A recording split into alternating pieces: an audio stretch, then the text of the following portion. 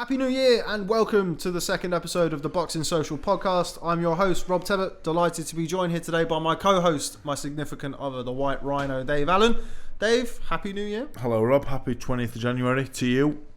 We have a great day today and tomorrow and every other day of the year. Not just the 31st and the 1st and the 25th of December. Not just your birthday, whenever that is. I should know that. I'm a bad friend.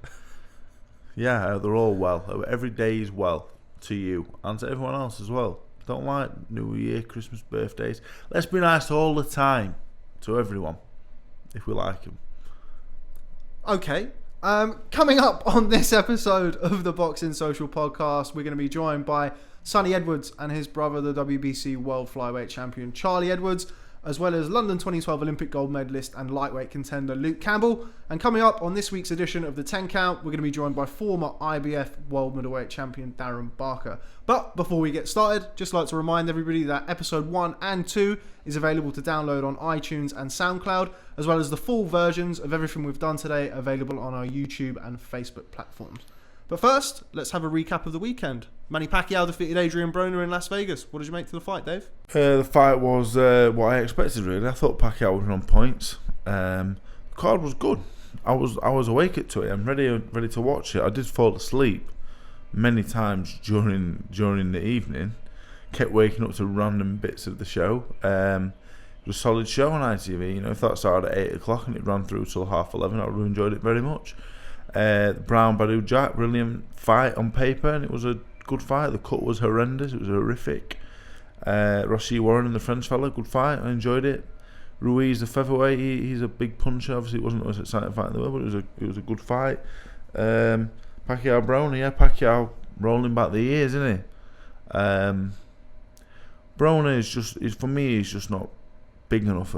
He was a size bully down at super feather and lightweight. I think that's what I would call. That's what I call fighters like the size bullies.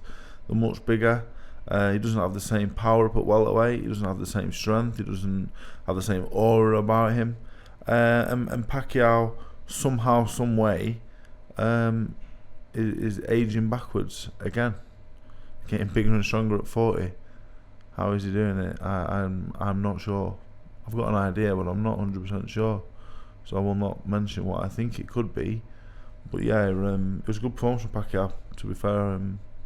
Looking at it in black and white, what it was a good performance, and it's one that I think makes him one of the top welterweights in the world at 40 years old. What did you make of Adrien Broner's post-fight interview? Claimed that he was robbed and that he beat Manny Pacquiao. You agree with that? Does he believe it? Does he believe that himself? I'm not sure. Is that him staying relevant? Is that him being an idiot? I'm not sure. He didn't win the fight. He lost it quite clearly, I thought. Like I said, Broner's a very good fighter. Very, very good fighter. I just don't believe he's elite. I don't believe he's top world class.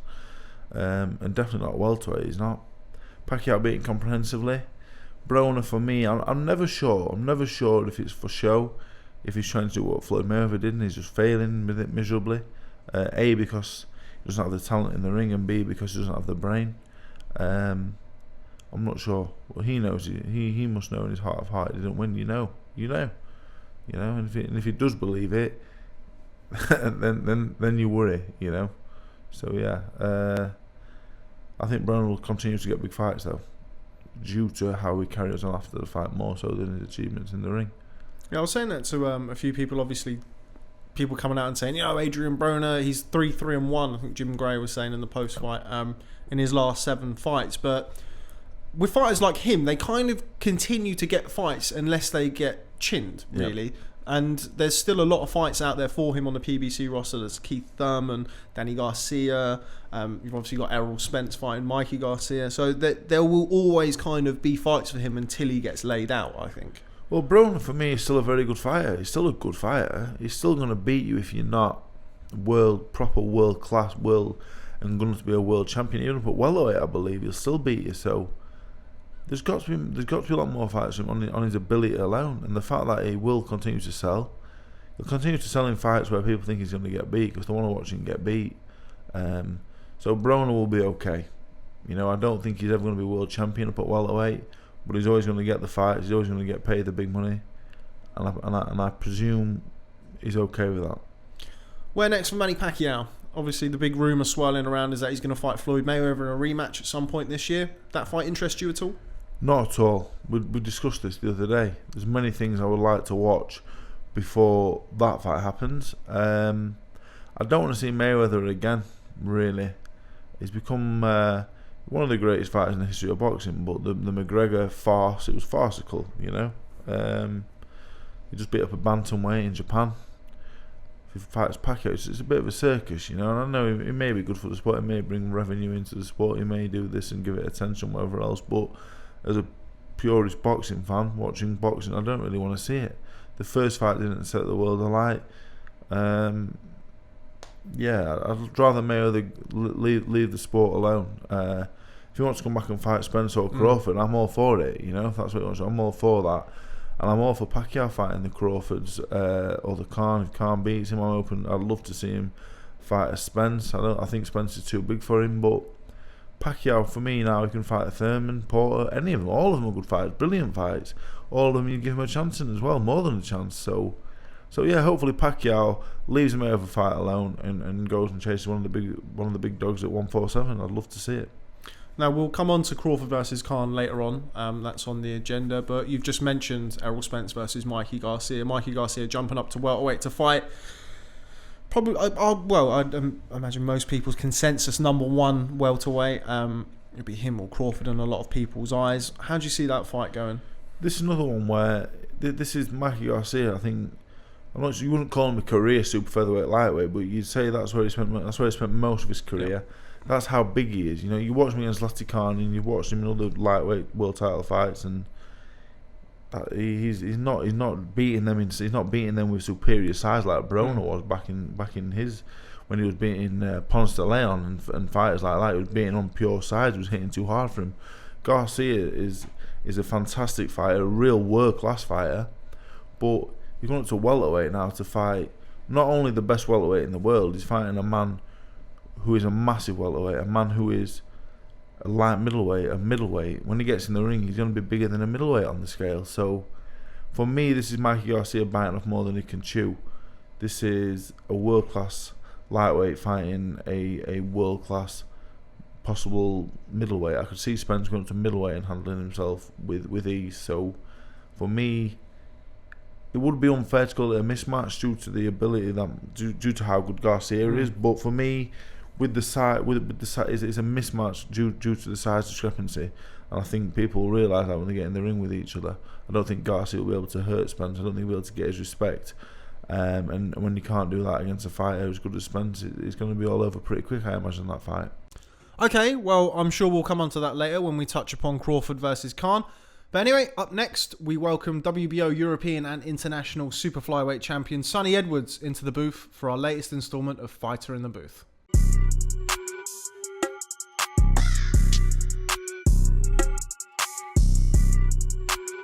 Okay, and now we're back, and I'm delighted to be joined by the WBO European and Intercontinental? International, terribly sorry. I don't know the difference either. Oh, this is joined by Sonny Edwards, who's really made himself a favourite of the WBO with that comment. How are you, Sonny? WBO love me. I was going to fight for the WBC and they put a stop to it. It was like, no, you're fighting for the WBO. So I was like, alright then. That's alright, isn't it? Yeah, WBO have been good with me, to be honest. A title win with the WBO European that probably shouldn't have been for WBO European, if I'm honest, with the opponent I had, but it was. And I validated the title with a Ryan Farag win. And then I was initially meant to be defending my WBO European again against Charlie Hoy, but he's a big shithouse too. And yeah, that opponent got changed after one day of being made, after they'd taken the fight, and then steps in Junior Granados. The original plan was for WBC Silver International, so basically like the same version of the WBO European. But then in the last like week or so, the WBO was like, nah, do you know what I mean? We want him in our rankings, so offer me a better title. So yeah, snapped up. Do you know what I mean? Why not? I like WBO. I like the colour. So the belts look nice next to each other. So it is what it is, isn't it? I probably should have put a disclaimer before we started this for all of our viewers. Sonny's quite shy, and he's quite a quiet type. I might have to coax a few things out of him in this interview, so I do apologise if there are any awkward silences. How are you? Not everything I say I'm being serious. Okay. But a lot of what I'm saying I'm being serious, but not everything. Okay. So you got to try and pick. I won't tell you though, and I'll say it with the same facial expression and tone in my voice. Okay, we'll try and work it out as we go. How are you? How's your ankle? It's been better. But it's well on the mend. I had like a little play about in the gym the other day. Had a little skip, little shadow box. Took Charlie on the pads. And yeah, didn't feel nothing, which is as good as. Obviously, I'm not gonna go run a marathon tomorrow, like. But from Monday, I'm starting my 6 weeks of like building training. So my light training, getting ready for in 6 weeks' time. I should be hitting sessions 100%. That's the plan. So we're gonna pull it up 10% each week, and then see where we go from there. And then at the end, or near the end of that 12 week, then we're gonna pinpoint a date. I've got loads of options at the moment. I was meant to be fighting, I believe, on the 8th of March. Build it just been announced in the Royal Albert Hall. That'd have been good on BT. But obviously this ankle's put me out of that one. But yeah, looking to get out in April. It's like a tick over, hopefully. Not that I particularly want a tick over. Like I said before, I don't want to litter my record with, you know what I mean, rubbish fighters, to be honest. If I'm being perfectly blunt and honest. But my trainer, who, you know what I mean, you pay a percentage, so you might as well listen to. Do you know what I mean? As that's what he wants. So obviously I respect his opinion more than pretty much anyone else's in the sport. So yeah, we're gonna look to do a 6 to 8 rounder. Don't get me wrong, no pushover. I don't want no strong wind, fall over sort of opponent. It's still someone to get the rounds out. That's why I want the rounds. Someone tough, someone durable, just someone not too dangerous. It's frustrating for you getting this injury on the back of your career best wins. You had the Farag win, which was a great performance. Obviously the Granados, you had to show other parts of him getting off the floor, but other than that, you pretty much dominated the entire fight. Now you're injured. Is that frustrating to kind of bring that to a halt? Do you know what? Yeah, if I'm being perfectly honest, initially it did knock me for six a little bit. It was just like, wow, I've just finally got a good momentum, right? I took the second fight, Granados, after having 2.5 weeks out of the gym, because I wasn't meant to be fighting until like late February, March. After that, got offered a BT live TV slot, title fight, and going from taking that fight at 4.5 weeks notice, hadn't been in the gym 2.5 weeks since the Farag fight. Obviously my weight weren't too bad, but I still had like over a stone to get off. My son was due any minute. Do you know what I mean? He ended up coming 10 days late. Yeah, he ended up coming 10 days late. He was born 10 days before my fight. So as you can imagine, a couple days in my training camp, I remember she was gone into labour, but slow labour. She was in the house. I drove her to the hospital with her mum, the mother of my child. Straight from dropping her there, drove to the gym, sparred 8 rounds with Louis Norman, showered there, came straight back, but they sent her home because she weren't ready yet. Then was up all night, and then at 6 a.m, I drove her back to the hospital, and by 10:30, 10:32, the baby was here. And then I was up the hospital all day that day, didn't train, then went home, track in the morning, strength and conditioning, then went back to the hospital, spent all day there. Like it was an exhausting, like mentally, and as well coming straight off the back of the Farag build up. And even though I didn't get too emotionally involved, like, because I love all that back and forth stuff, like anyone that gives me stick, and it could be someone I know, it could be just an absolute random person, or it could be a clear fake account, I'll reply to every single one of them because I just find it funny. Do you know what I mean? More than anything. And I think he took that as, oh, Sonny's proper emotionally invested, but you saw it, the weighing and stuff. Like, I could look straight at him with a smile on my face because that's what I live for. Do you know what I mean? I'm not called Showtime for no reason. It's like a split personality in some ways. People sometimes see how I act, social media, interviews, and then they think I carry that all the way through. I mean, that's not it. Like, I just like having a laugh. When I'm comfortable, and then I'm comfortable in boxing, do you know what I mean? So I have a laugh of it. I enjoy myself. I don't take things too seriously. And at the end of the day, it's a business, you know what I mean? And I'm not going to start saying mad things, just try and build a profile on that, because no, it's not that. So I enjoy myself, do you know what I mean? I enjoy being a wind-up. I enjoy splitting opinion. I enjoy 50 people wanting to see me get chinned, but 50 people wanting to see me dance around the ring, and 100 people are watching, do you know what I mean? and that's the way I'll always be. I speak my mind, I speak my truth, whether it is the truth or not. Like, if I like something, if I believe something, right, I'll say it. Where does that kind of side of you, as it were, that split personality come from? Well, I don't mean I'm like a split personality where I'm just going to, get up and start calling myself Patricia or something. But I can turn things on. Like, I think I've got a good gauge. I can mix in a lot of... I think one of my strongest like personality traits is I can mix in a lot of different social circles. Whether it's teachers, whether it's lawyers, whether it's someone you'd class like a roadman or something. I can mix in all these different types of things. And I think boxing, it does help with that, because you do have to mix like up meet and so many different people. Of course, and you're constantly meeting new people, and you can't take everyone as friendly. Just because someone smiles in your face don't mean they have good intentions for you. And I think I learned that from a very young age. And I think my dad's always been very cynical and very weary of everyone. Do you know what I mean? You keep one eye on everyone, and I think I probably just picked that up subconsciously. And like me, I keep my circle small. I've got a lot of good friends, but like with me, you always see the same people around me. Do you know what I mean? I'm not mixing with all different people all the time.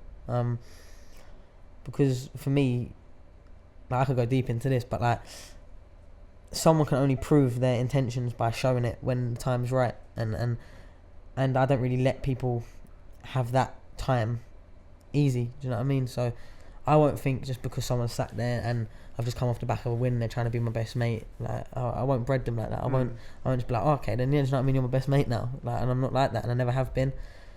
That's probably why some people, I don't know, I can come across as rude sometimes. I know I do. I'm just straight talking, and like people don't have to like me for it, but I hope they respect me for it. Do you know what I mean? And if people are good to me and show they're good to me, then I'm good to them, and it works both ways. I'll never tell someone I'm gonna do something. If I give someone my word that I'm gonna do something, I do it. Were you always going to be a boxer? Obviously, you've got your brother who's older than you and slightly further on. Did he take up boxing before you and you kind of followed along, or was it kind of something that you both wanted to do together? When he started, I was too young to start at the club. It was just a local round show. It was in a leisure centre, just a small club.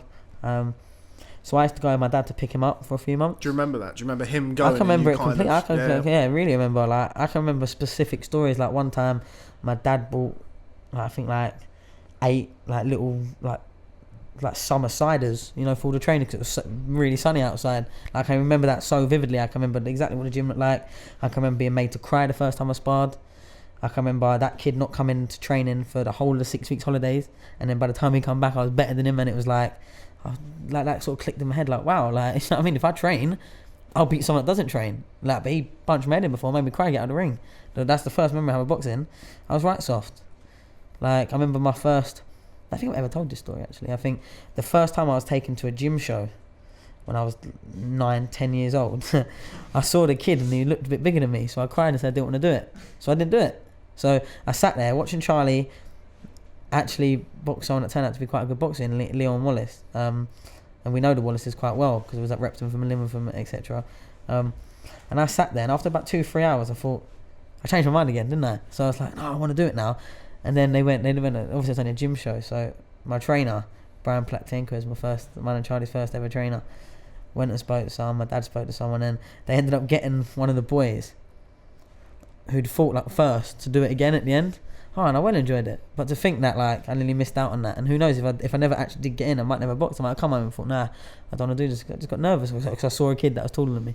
When I was 14, I got sick and tired of boxing, so I was boxing for about 5 years.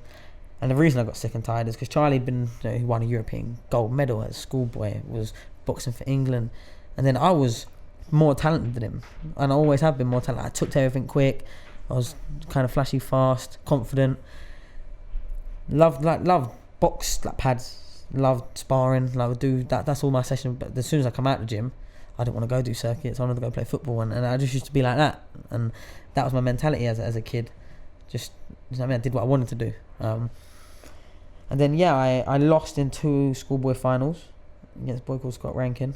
Beat me twice in 2 finals. And then in my 3rd year, I lost in the quarterfinals. All close. I've never ever been. Definitely got beat. They're not saying I got robbed, but close fights. You know what I mean? I've lost 7 times. And And I got fed up. I wanted to be a kid. All my mates started going house parties at the weekends, and they were going out and they were going like shopping, just stupid things. So I had a 7-month period. I moved out from my dad's, living with my mum. For 7 months, I did what I want. What brought you back to boxing? To be honest, I was doing things I shouldn't have done. I was hanging around, council estates with girls and selling things I shouldn't have been, doing things I shouldn't have been.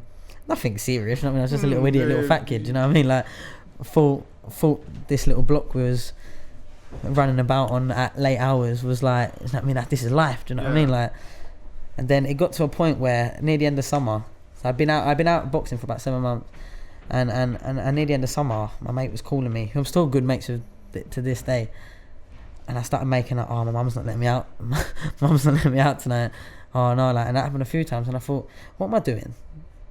Like, Charlie, I think, just won a senior ABAs or something at 17, something like that, or it was something quite big like that. I thought I was about 15 at this time. I thought, do you know what?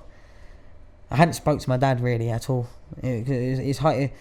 It's always been quite hard to maintain a relationship away from boxing with him ever since, because the boxing was taken so seriously, and he devoted so much time and energy. We devoted so much, so it's hard to separate the two, which may be a big part of why we are where we are today. And if I don't say so myself, so good at what we're doing. Do you know what I mean? A massive part, in fact, vital.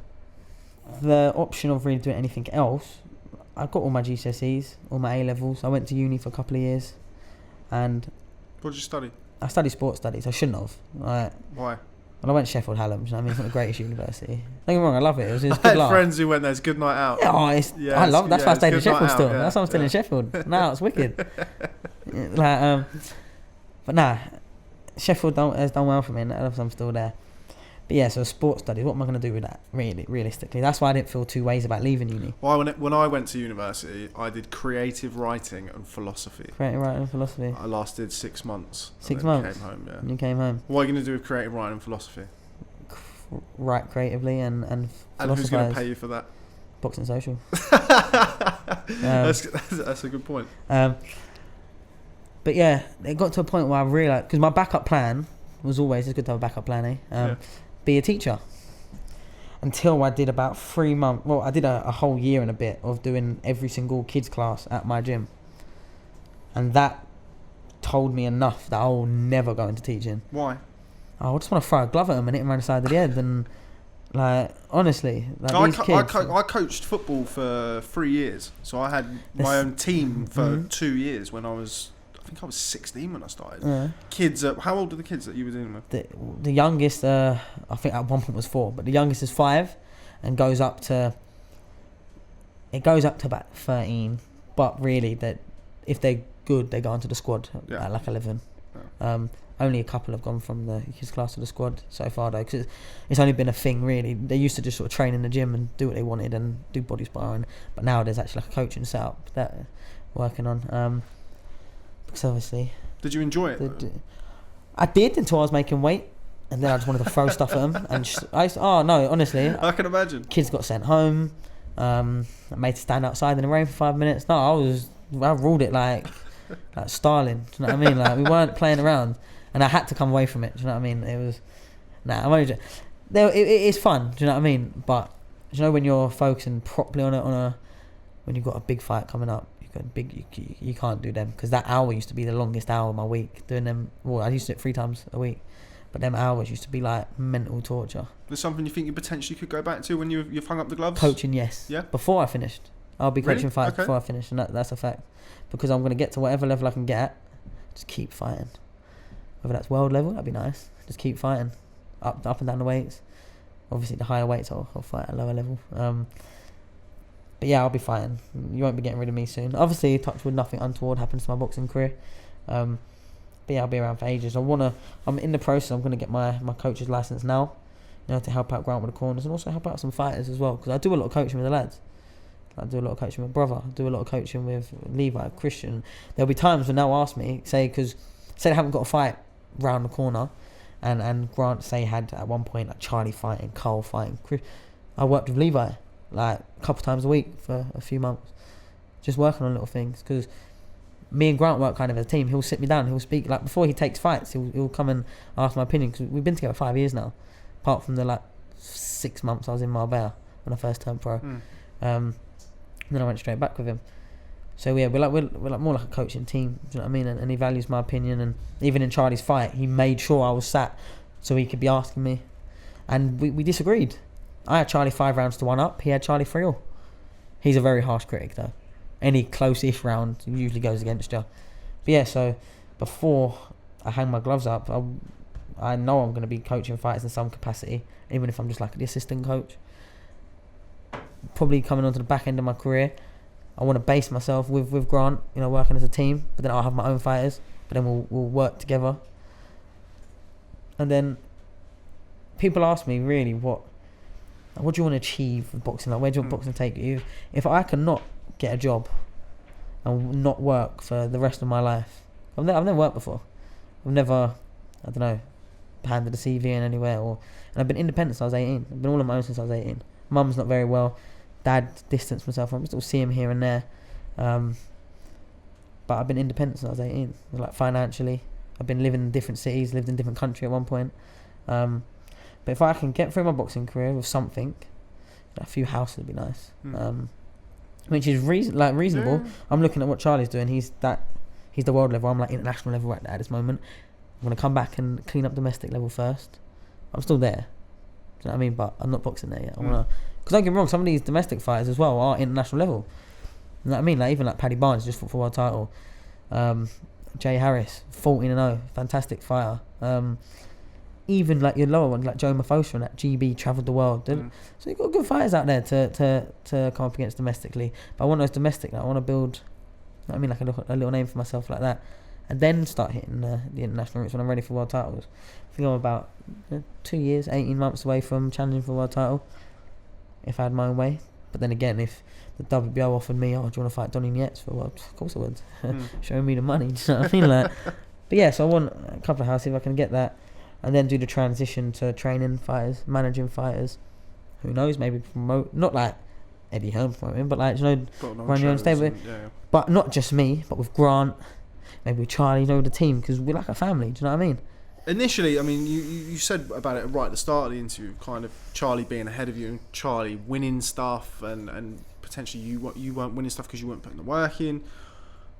Have you ever, not jealous is a strong word, but kind of, has Charlie's successes, how's that made you feel? Has that made you aspire to do that? Has it made you feel worse in some sections? I think anyone that's got a, I don't know, even like a close friend or brother. You said, sorry, you said to me when I interviewed you after Charlie won the world title that you've always been known as Charlie Edwards' brother. What's that kind of been like, that dynamic? No, that's a running joke, and that it has been. Like when I was introduced, do you know what I mean, on this show here, it was, and his brother Sonny Edwards, you know what I mean, like it's a sideshow. Well, you're getting the proper sit down. Yeah, I'm getting the proper sit down. But no, do you know what, it is what it is. I'm his brother, do you know what I mean, and I'm proud to be his brother.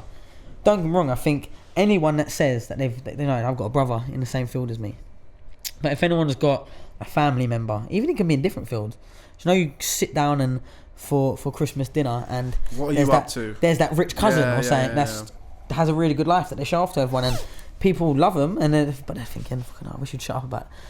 I'm not saying that, because obviously I'm really proud of him and we share the same thing. But of course there's times when, I don't know, he's getting loads of media attention. I'm sitting, I can't wait for that to be me, sort of thing. And it's human nature. I aspire to be the best. I aspire to be, after that press conference, I was sat in the press seats and I was aspiring to be where he is. And if I wasn't, I'm in the wrong place. Not that I want him to be out of it, you know what I mean? But I can see in my eyes what's achievable. And maybe that's the reason why, I don't know, when growing up, when I got to a final, it was like, oh. I remember Charlie in this first year got to a London final, it was like, oh, no, you could. But because he set the bar, if you fall short of that bar, not only, but everyone around me go, no, you did really well. I mean, you lost by a point. There's stuff that you kind of put on yourself. I wanted to break through the ceiling. I don't want to be just there or thereabouts. And obviously I'm his biggest, I think if anyone sees me fight night of Charlie's fights, I'm a different person to my fight night. I'm very relaxed. Like nothing. When I'm fighting, nothing fazes me. I'll be having a laugh. I think after round 8 of my Junior Granados fight, I I come back to the corner and Andrew McGill, who's one of the board supervisors, I'm like, oh, you're right, mate, like laughing to him, and he just starts like cracking up laughing, thinking like, I don't know, no one's ever said hello to me before in the corner. I'm like, I take everything in my stride, but when he's in the ring, it's slightly different because I'm not in control. Obviously, it's down to him, it's his career at the end of the day. But not that makes me nervous, but you know when you're in control of something your own, like it's a different feeling. Do you know what I mean? How did you feel when you lost to Casemiro? Devastated, of course I was. Like, that was a hard period because he was very confident. He took the world title, and I remember we sat down watching Casemiro fights at our old trainer Danny Vaughan's house. And you know, like when people just look at negatives, he does this, yeah. I'm thinking, fucking hell, this kid can fucking hit. You know what I mean? He like, stopped ruin wrong, didn't he? Like hard, tight, really tough fighter. Yeah. And even though I'm a couple of years behind him, maturity-wise, career stage-wise, wherever, we mix at a very similar level. Like we usually spar each other or the same people. Went to Ukraine, sparring world champions. So I'm sitting here now as, I don't know, top 10 ranked WBO, and they're number 2 in Britain at super flyweight. But I don't see myself a million miles away from him because I train alongside him. I do the same work he does. I spar the same people he spars. And everyone always they'll ask like, Grant, who do you reckon will win? And you can't think with different styles. You know what I mean? There'll be sometimes we spar that it's just like I can't get him off. Like after the first couple, I can't get him off of me, and it's like he's too fit for me. But then there'll be other times I spar that I'll go all 8 rounds or whatever, and I'll be sound, and I'll be nicking the rounds, and it's different. And every time we get in the ring, there's something different. Either we're working on different things, or one's had a harder weight, different intensities. You know what I mean? So very, very evenly matched, and that's why we'd never feel like any fight that gets put to either one of us could step in. So if one of us had to pull out, the other one could step in, and it could be like that. Yeah. It really could, because we do mix it at a very similar level. He had more of a developed amateur background than I turned early, and mine started a bit later than his did, because he put the work in when he was younger. He won the European titles because no one would out train him. I was outside playing football. He was staying there doing all his work. So what did he get? He got what he deserved. He got the European gold medal. He got the early GB. He got travelling around the world, winning this medal, European senior bronze medal, because he deserved it.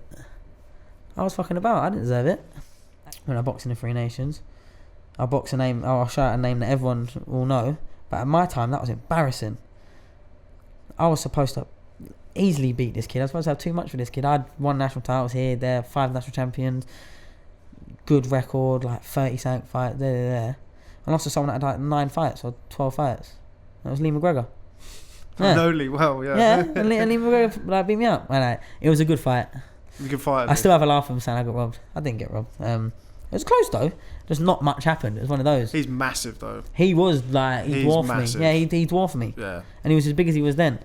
Yeah. And next season, I don't know how he makes bantamweight even now. Yeah, but he was as big as he, and yeah, he beat me. But at that time, I was embarrassed. And there was loads of people supporting him. He was in his home gym, literally where we boxed. Meadowbank was his gym. So, like, I don't know. I thought ethics against me. He's got some crazy fans who like to show. But he's a very good lad. I like. Yeah, he's really, really. He just had a little baby. He has, yeah. So me and Lee have been talking quite a lot.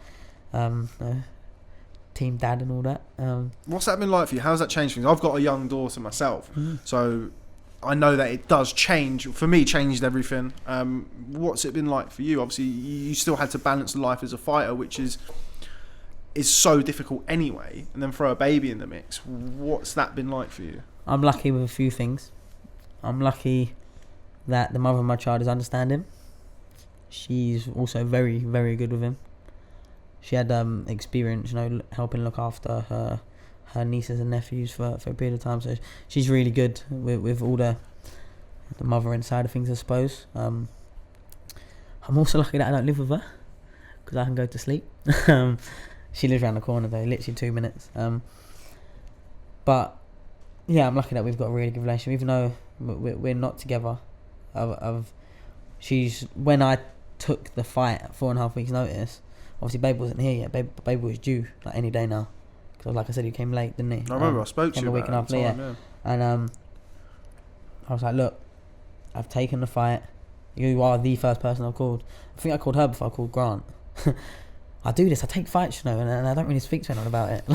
I get offered it. Yep. Before any, yep. This time I asked more questions. I was like, how much? And is it on TV? Yep. Didn't care who your opponent was. The opponent changed. And yep. A title? Yep. Grant? What? I'm taking the fight. Okay, for when?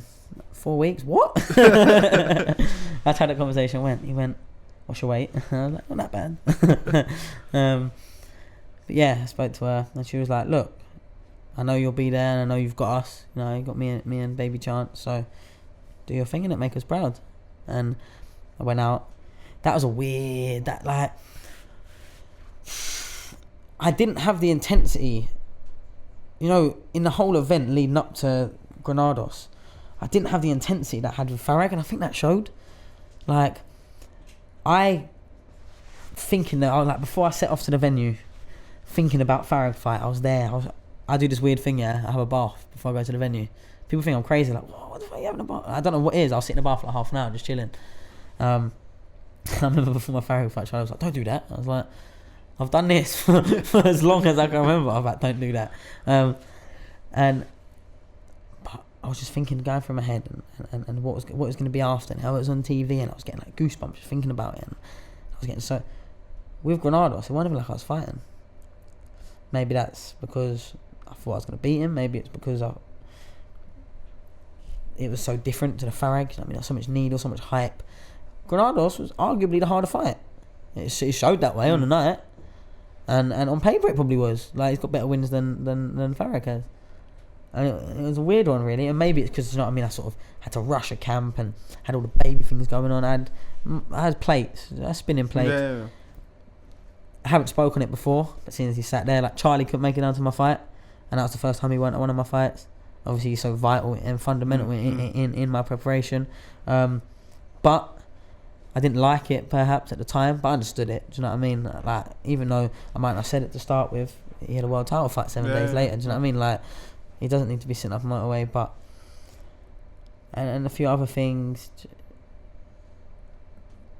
But, yeah, my intensity weren't there. And it probably took me getting a clip on the side of the head and going down in the second round to really wake up. And then I come out and start throwing hands properly. Like, I don't know what it was, because I knew the kid had power, but I sort of was just standing there and trading with him. I don't know why, but if you look at Farag, every time, step back. But obviously I got the job done, and I showed different parts of my game. Showed that I can get put down and get back up, which is a nice thing. Charlie and you were very... I mean, you've alluded to it in this interview, kind of the fact that Charlie is the emotional one. We saw his reaction after winning the world title, which, I mean, considering it's a lifelong ambition, you can kind of understand that. Yep. You strike me as very different. Is that the case? Yeah. I know through my kind of experiences with Charlie and dealing with Charlie a little bit, not a lot. I don't want to profess to know a lot about your family situation, but that your mum's not been well. Yeah. How have you dealt with that, and how has that been? Kind of, are you and Charlie kind of the same in the way you've dealt with it? Are you different? I mean, your kind of emotional makeup between you is yeah. To allude to your first question, I'm not really an emotional person. I don't really get like upset. I keep things, like things that have happened. Say take away from like my mum's side of things. Things that happen to me personally, whether I don't know, it's relationships or even financially at times or something else. I keep it very to myself until I am certain I want someone else to know. Most of the time I'll get through it myself, and then I'll tell them after, and I'll be like, well, you should have told us. That's just the way I am. Charlie's very different. He wears his heart on his sleeve. I'm not saying my way's right. I'm not saying his way's right. Do you know what I mean? Whatever works for you, works for you. With the mum side of things, it's been a very hard time, very testing time. Like my sister and my brother have been a lot more emotional, like crying. The one time I cried was when I saw her when I went down. Saw her the first time, had a little cuddle with her, and I haven't since. I don't know, maybe because I used to cry a lot when I was younger, with the compulsive lying and crying. It was like I probably ran out of tear ducts. But yeah, I don't know, I'm a bit more hard faced, and with me it's always, I think this is probably more because of my mentality as well. I think, the whole it is what it is, but when something's in front of you, there's now no point of crying because it won't change anything. Like some people, they having a good little cry and having a rant, if something bothers me, if I'm bothered enough about it to say it to someone, then I will, and that's me wanting them to know. But I can just keep it to myself and be like, okay, noted, and that's normally what it is. And going through all my mum's illness and them side of things, it is very hard. But think how hard it is for her. That's what I think. You know what I mean? I know we can't be around as much as we'd want to. We live in Sheffield. You know what I mean? And we come back for the holidays, and me bringing Chance over Christmas to meet his nan and her first grandkid. That was a special moment for me. Do you know what I mean? That was massive. That we've said bye to her a few times, so that arguably should never have happened. Arguably, she should never have seen or held Charlie's world title or her first grandkid. Arguably, because we have said bye to her a couple of times, and that's probably the more testing time, because it got to a point, and I know I'm not alone in this, that it was like, I'd probably rather if she did pass away, because she had she just got better. She was on the mend, back in hospital for 6 months. The night Charlie won his British title. So it's like, for fuck's sake, I know, me personally, and this is me saying, like, if I ever get into that position, just stop and let me go, because living like that, I don't know if I'd really want to. Don't get me wrong though, like, I went and saw my mum, around my mum's this morning, and she was asking me how Chance was, you know, like, not like preempted, so you can still have a conversation with her. It's still mum, do you know what I mean? And obviously she struggles with certain things, and it is hard for everyone involved, but we are living in borrowed time, do you know what I mean? Everything we get to now show our mum, like her being involved in Charlie's world title and being as much of a star as he was, you know what I mean, in the papers and that, and meeting her grandkid, and hopefully many more to come.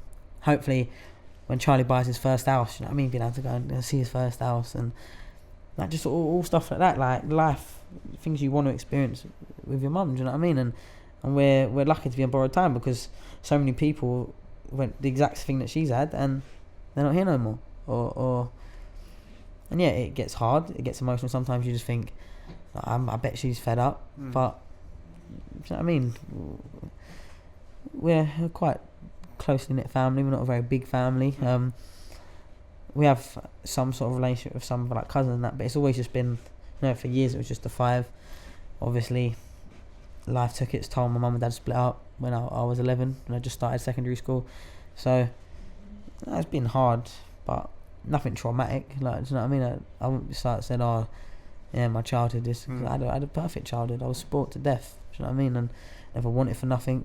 I wasn't raised to be a little shit. Like, do you know what I mean? No meant no, and all these things. But I was blessed to have the parents I've got, and my dad pushing me and wanting me to do best academically and physically and my sport, and created what me and Charlie are today. Okay, well, it seems as good a time as any, as soon as we're on the subject of time, to wrap that up. I think that's been very revealing. Thanks very much for your time. Thanks for popping down today. No, thank you. Ladies and gentlemen, Charlie Edwards' his brother. Yeah. Thanks, mate. Nice one.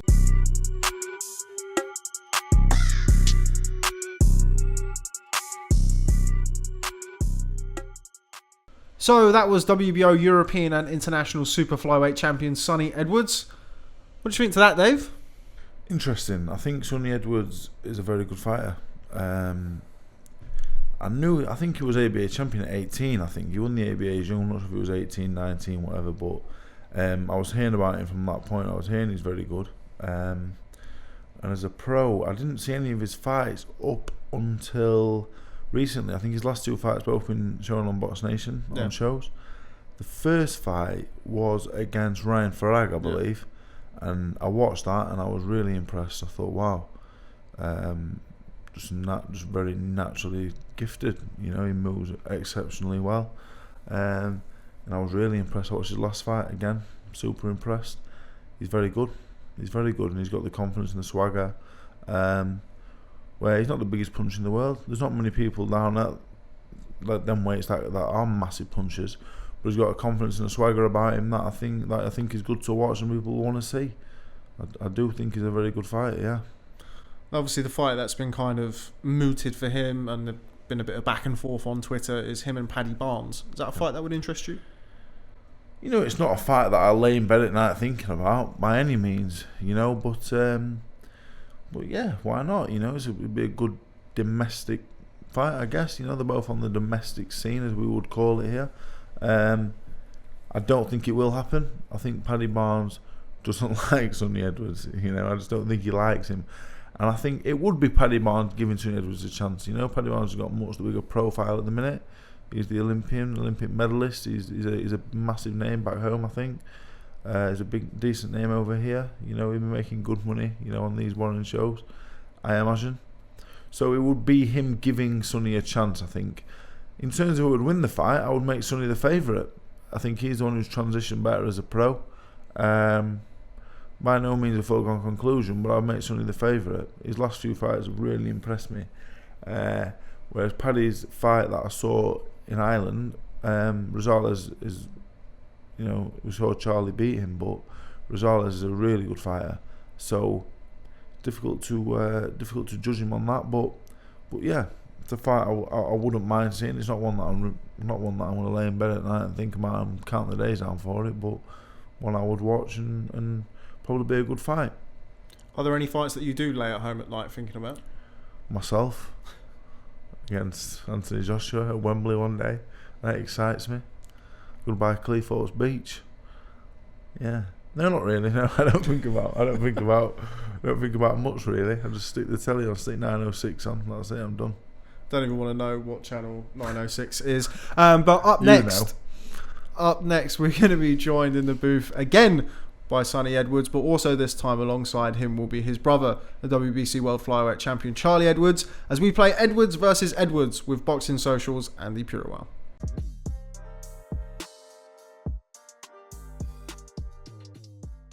So first question is, who's better behaved at school? Look at you, Sonny. I can see you looking. Are we going straight into it like that?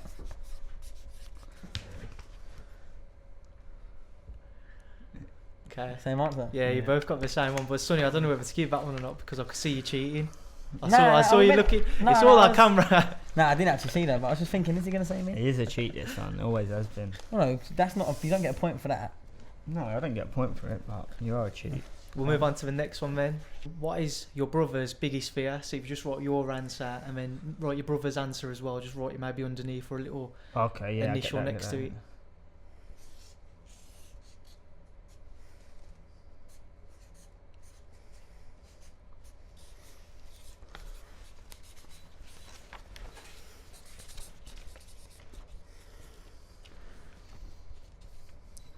What did you say?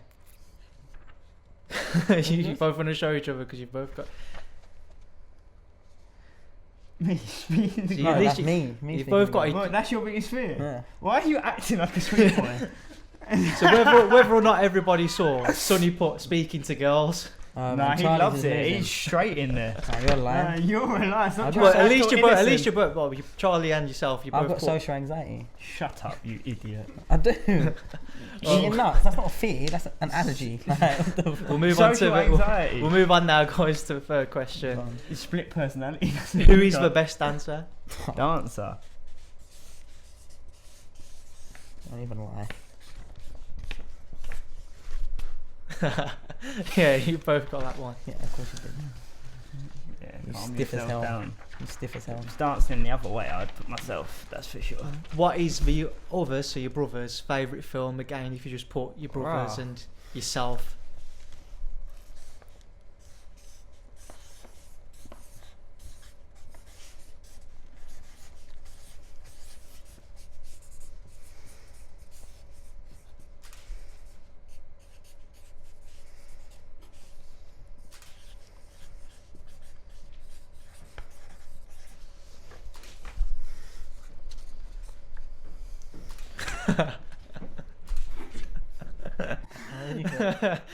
You've always going to show each other because you ain't got it right. Right. That's not even funny. Well done. You're fucking got the mental age of a 15-year-old. That's all you do. Porn. Fifth question, guys. That's your favourite Fifth film. question. That's your favourite. Fifth question, guys. No, that's your favourite film. Who I know is book's your favourite film, so why did you write it down? who is the hardest puncher? Oh, that's easy.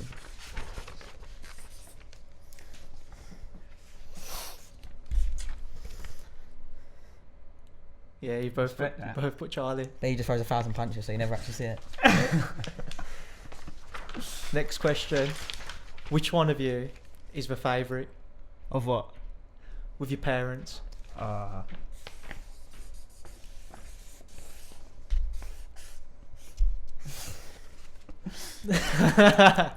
No way. Oh my You god. both We put had this me. conversation yesterday. No way. We had this conversation No way, me yesterday. all day. What about so have your mum? None of you are mama's boy I'm or mama's daddy's boy. Well, we just I'm on yesterday favourite, but I had a little filming thing and That's it's in on the cameras. film. It's When there on was all film. three of It says us. me. Do you know When what there I was mean? all three of us, me, Charlie, and my sister, the whole day. And I'm she said definitely, me. I'm The definitely whole- dad's favourite as You're well. definitely It's not. like, You're definitely not. They don't even like you. No, dad. I don't even like you. You're the estranged child. Next question, Prodigal guys. son. What is your other's favourite musician? And again, if you just put your answer and then what your brother's answer is.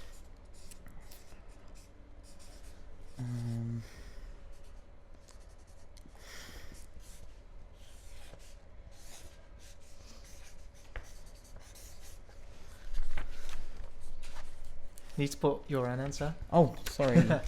It's a good thing you didn't see.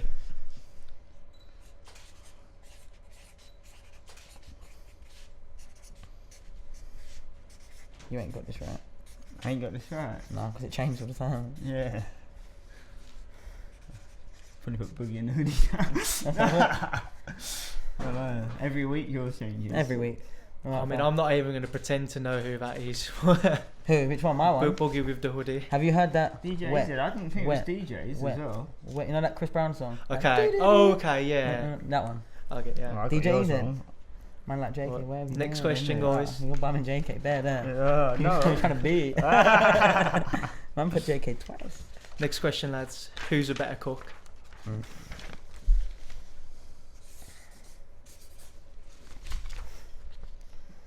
Yeah, you both put Charlie. I can cook though. Yeah. But What's your signature meal? You know what? Because I cook camp food. Experience. I cook That's camp what it food. comes down to. You cook camp food. Like, you know, food that I can eat all the way through camp. Oh, So like, okay. just like sort of Okay. chicken, In a few seasoned years, rice. you'll- You know what? you'll My get a bit wings are better. to die for though. Oh, Honey yeah. roasted at the end. They're So- good. They're good. It's 0-0, lads. It's no. We're on- Used to, we're on- didn't we? Don't even know each other.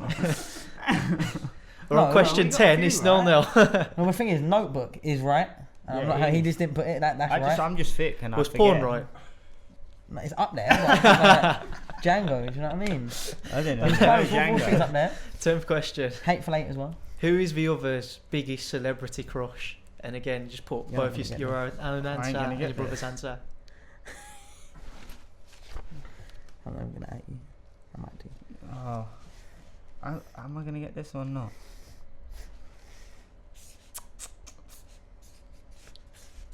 I don't even know how to spell her name.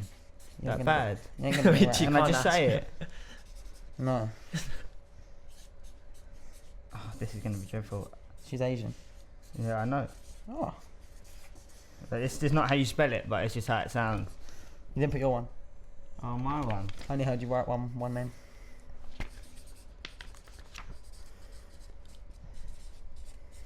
I'm at you so hard here, you know. Oh. Go on, tell her. Hey, you've both got you wrong again. Who's it? And if you was at me like that. Is that right? You want to No. explain your answers a bit? Janae Aiko. That's my. I my said favourite. Aaliyah. She was 15 when R. Kelly married her. Yeah, but later Aaliyah. on. What do you mean? You R. said- Kelly jokes get to your head. Nah, Janae Aiko. Janae Right, Aiko. lads, you got because Jenna you still Aiko, haven't got who's one that? right. We've got a bonus question, man. Oh, I thought the proper questions were To be starting in a fair, minute. Oh, your bonus question. she's quite on my Instagram top list. Your bonus question. Hint, hint. Would you ever fight? Would you ever fight each other? No.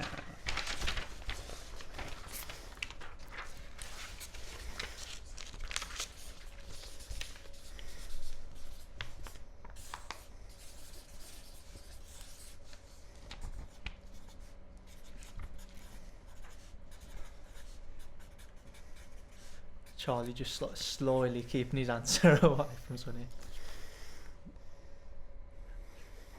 I'm semi tempted to give that. You show each other. No, but show me the money. You know what I mean? We fight for free all the time. You know what I mean, like, in the gym. Every week. We'd have to have a spar for a decent amount of money. So lads, from the looks of it, you actually didn't get one right. I'm not sure whether to give that you one's right, and we got one at the beginning. Nah, Notebook's right, and I'm not having this. That's a cheat. No, it is actually one of my favourite films, to be fair. No, it's your favourite film. If you look at all these other things, like it is. On that note, I expected that's better none for of my brothers. Do you live business. together as well? No. Okay. Thank God. Couldn't live with him. It's too messy. Well, I'm too messy. Wow, this kid.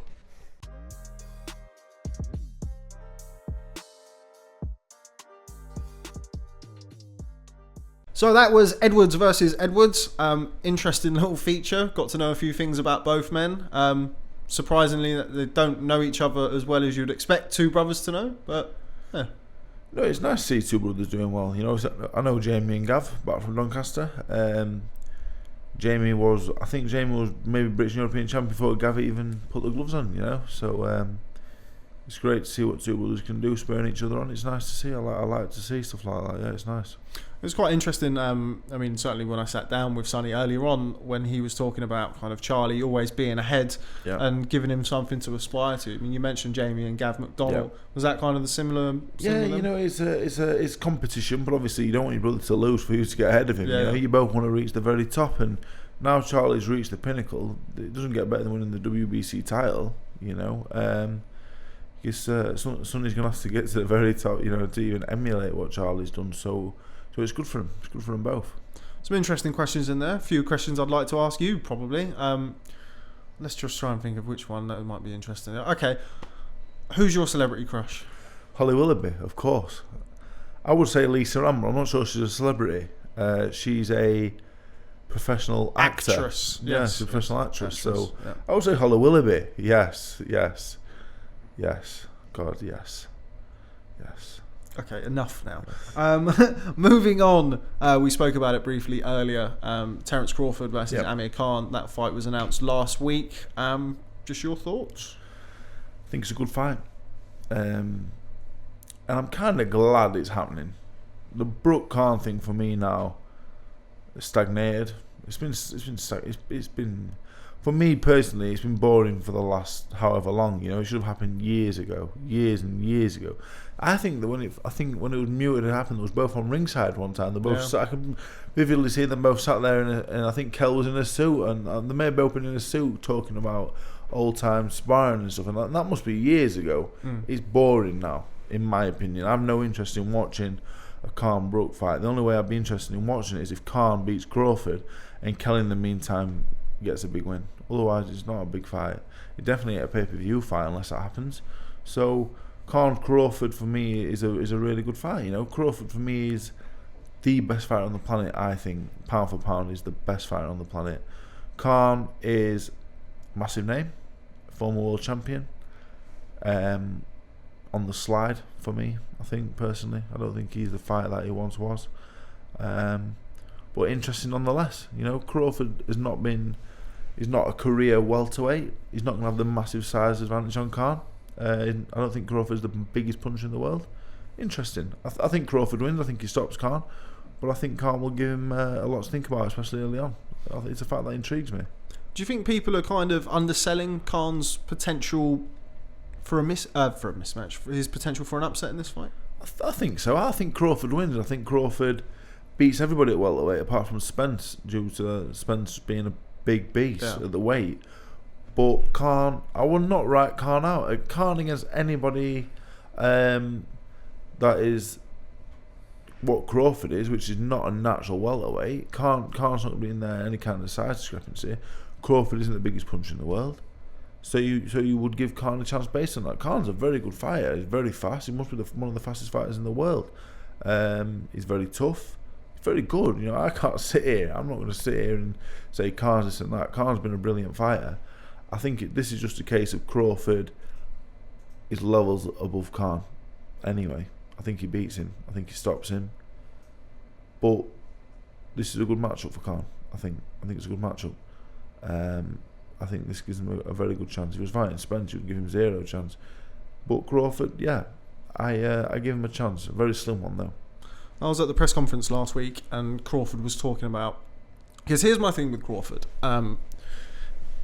He obviously won a world title down at lightweight and then moved up and became undisputed light welterweight.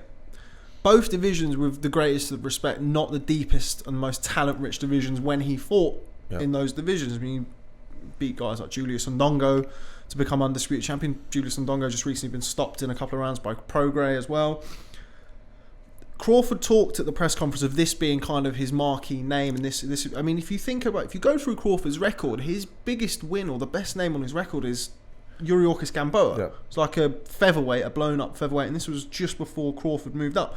Do you think Khan is the big name on Crawford's record to kind of get him that wider appeal, that mass appeal? I don't think Khan is the win that's going to put Crawford down as an all-time great. It's not going to put him down as an all-time great. It's not going to put him down as one of the best fighters of this generation. What I believe it will do is put him in place for the fight that will do what I've just said, what he needs. You know, I think Crawford's going to go down as an all-time great. I believe he's got the ability to do that. He doesn't have the wins like it's on his resume right now to do that, but I think he's got the ability to do that. He beats Khan. He doesn't have that win that's going to do that, but it's going to put him in a position to do that. Like you said, whether with the TV stations in America like the BT Sky station over here, can he get the big fights? I don't know, but the Khan fight, the Khan win, I think elevates him in terms of his name, his stature in the sport, and I think it'll put him open to a wider audience. I think Khan's even pretty big in America. Yeah, he's a big name in America. He's a big name in America. I think it's smart. I think it's a smart fight for Crawford, for both men. I think it's a good fight for both men. You know, Crawford needs to beat Khan. Then he needs a Thurman. He needs a Porter. He needs a Spence. You mentioned that. I mean, you've just alluded to it, kind of promotional politics that might get in the way of those fights happening. Another thing at that press conference, Bob Arum, who was over, I think he's 87 now and still going strong in boxing. God knows how he does it.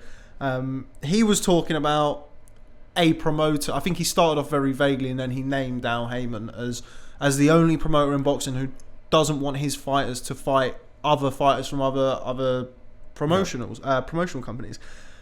With PBC kind of dominating the welterweight landscape, I mean, you've got Thurman, Spence, as you say, I mean, Sean Porter, Danny Garcia, Mikey Garcia is boxing. I mean, he's not tied to them, but he's boxing on PBC. With those guys kind of tied up to PBC and Bob Arum kind of overtly saying that he's not going to work with Al Heyman, where does that leave Crawford? I mean, it reminds me a little bit of the situation that Manny Pacquiao was in when he was with Bob Arum, when he was boxing. He boxed Tim Bradley 3 times and he ended up kind of staying in that close-knit top rank kind of stable. Do you think that's possibly a danger for Crawford moving forward if he can't get those big marquee names that box on PBC? Yeah, it's a big danger. But you know, with boxing and boxers, it depends what they want out of it. Crawford can stay in his little bubble and make his money and stay undefeated and whatever else, but it depends what he wants out of the sport. It's going to be very difficult. I can't sit here and say he should do this, and I don't know what he should do. He's probably tied into a massive legal contract and there's nothing he can do about it. You know, it's not up to him, it's up to Bob Arum, but it's a difficult one. I think for me personally as a boxing fan, I don't really want to see a repeat of Mayweather-Pacquiao with Spence and Crawford. I don't want it to rumble on for years and years and kind of you have this promotional politics getting in the way. One of them could get beat. Welterweight's a very good division, but we might not get, if that fight's 5, 6, 7 years down the line and you've got guys in their mid-30s as opposed to their late 20s, and I don't think anybody really wants to see that. No, you know, we as boxing fans, as a boxer, I don't care about the politics. I don't want to hear. I go on Twitter, I go on whatever. 60-40 split. He's with him. He's on this TV. He won't fight him because of this. I'm no interest. I don't care about that. I want to see the fights. As me and you sit here now, we can discuss this, but there's nothing we can do about it. It's up to the people that can make it happen. You know, so. It's a pretty pointless thing to make a topic and debate because it's out of our hands. And the sad thing is it's possibly out of Terence Crawford's hand as well. So I can only hope as a Crawford fan that he beats Khan and the big fights happen. You know, that's all we can do really. And that's the sad state of what boxing is, and I was about to say at the moment, but probably what it's always been. You know, so I, as a Crawford fan, just sit and hope he beats Khan and a big fight happens.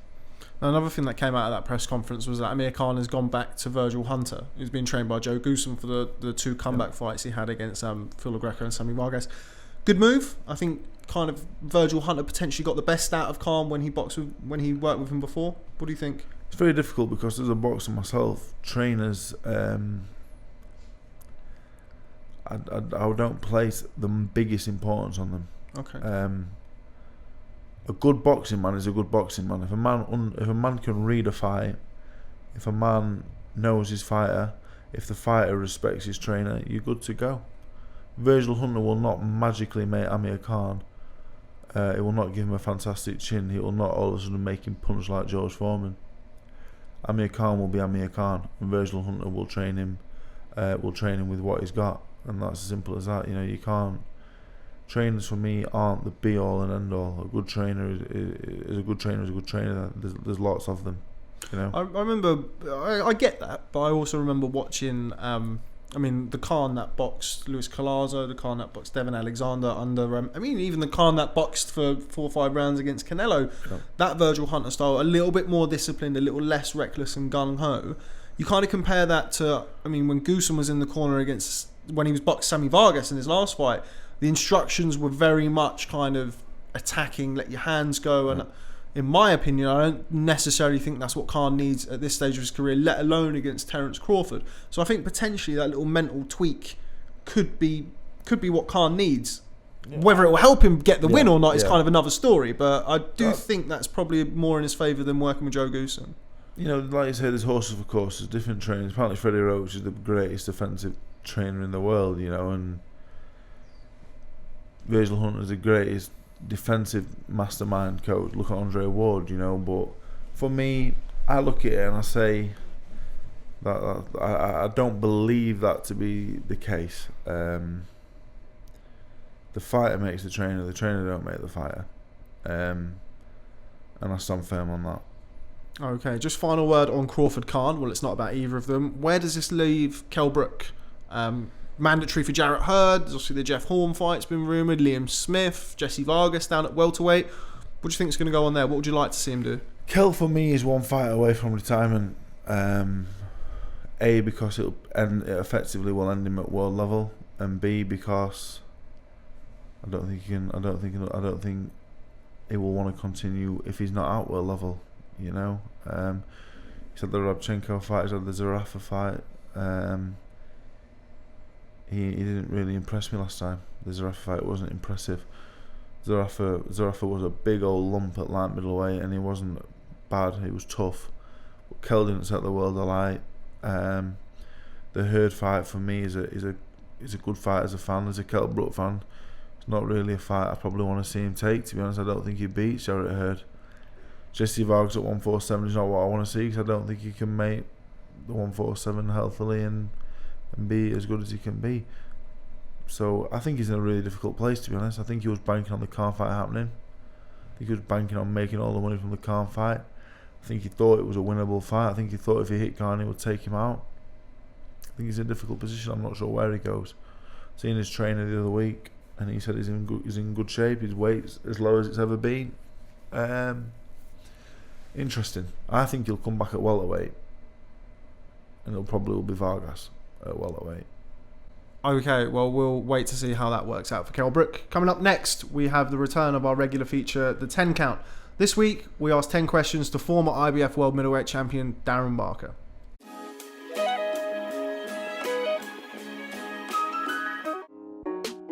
Biggest influence? Biggest influence, easy as my dad. My dad was ABA champion in 1980, light flyweight champion, the same year that Frank Bruno won the super heavyweight title. So yeah, growing up, I guess knowing that he boxed, he would be my biggest influence. Favourite fighter? Mike Tyson, easy. He was so exciting. He scared me from afar, from watching it on TV. So I just can't imagine ever fighting him. So he was my favourite. Favourite fight? Favourite fight? Oh, Joe, what one that stands out as soon as you say that is Barrera Morales 1. I remember getting up in the morning watching that with all the family. And yeah, that for me was two Mexican warriors putting it all on the line. It was a special fight. Best moment in boxing? I bet you could even guess that, couldn't you? My favourite moment in boxing was, without a doubt, winning the world title. But one that also stands out was winning the Commonwealth Games gold medal. That was a special, to be selected for a major tournament, let alone winning gold, was special. But yeah, the world title. Worst moment in boxing? Worst moment? Probably, the last defeat was horrible, but the amount of injuries I had was a nightmare. Constantly battling with injuries was hard. So yeah, probably injuries. Best friend in boxing? Would have been my brother before he passed away. It was without that, he was my closest. We used to drive to Repton or get on the train to Repton pretty much every day. So yeah, him. I guess Tony Sims is very close to me. Spending like 11 years with Tony. My dad. There's lots of people. Very lucky. Best opponent you've faced? Best I faced on fight night would be Martinez, but the best I've ever got in the ring with, in my opinion, was I went to Copenhagen and sparred with Mikkel Kessler, and he beat me up for a week. So yeah, I'd probably say Kessler. Hardest puncher? Mikkel Kessler. He hurt me. He buzzed me in the last round. I did that funny little dance, and luckily he didn't finish me off. Because I know if I was sparring with Frotch and he hurt me, he would have finished me off. Most skilled? Martinez. Martinez was quick. He was. I remember being in the ring with him, thinking, your hands are low, I can land a shot, but I just couldn't. It was tough. I landed a few jabs and. I was doing okay, but he was very quick, and I learnt a lot from him. Best fighter in the world? Lomachenko. I think he's very good. I don't think we'll ever find another Lomachenko. I think to get an amateur record of 396 fights and one loss, and to avenge that loss twice I don't think we'll ever see a phenomenon like this. I think he's that good. The way he creates angles, what he does in the ring is special, and I think he's one of a kind.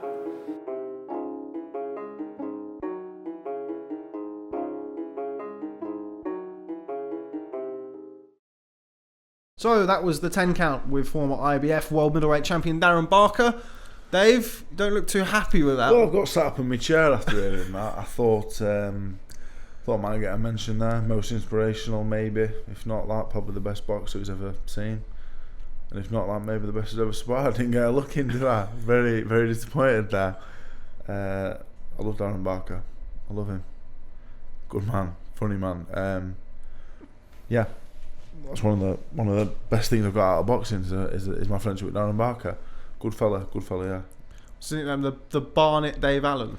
Yeah, the Doncaster Darren Barker, the Barnet Dave Allen, yeah. The Doncaster Darren Baker, as as he's like to be called. It took me till now to rewatch a few of his fights. He could fight Darren Barker. I didn't appreciate that at the time. When I was getting into boxing. Good fighter, good man like Darren Barker, yeah. Just trying to pick up with kind of a few of the questions that were asked of him. I know I asked you last time about biggest inspiration. You said your dad. Who's the most skillful fighter you've ever been in the ring with? Most skillful, probably Luis Ortiz. Very clever. More skilled than Tyson Fury? Well, if we're talking in the ring in general, that I've stepped in a ring and sparred or whatever, then maybe Tyson Fury. Yeah. The thing with Tyson is he does all these things, and people say that. He doesn't know what he's doing. He's so unconventional, he doesn't know what he's doing. Tyson's very clever. He knows what he's doing. Very smart. Everything's he's 10 steps ahead of the game. And if it's not, and if it is Tyson, Luis Ortiz is a very close second. Very clever Cuban, southpaw. Very smart. Experience is key. Experience gives you the chance to try things out, to become skillful. As you know, when you start boxing, he's scared to death at 100 mile an hour. But he's had over 400 fights, and with that comes skill. So yeah, probably between Tyson and Ortiz, I think. Okay, well, I'll leave you to take that up with Darren Barker. But coming up next, we've got our second instalment of Fighter in the Booth, featuring London 2012 Olympic gold medalist Luke Campbell, talking everything from growing up in Hull to the JFK assassination, rooming with George Groves as an amateur, losing his father in the build-up to the Jorge Linares fight, and working with new trainer Shane McGuigan.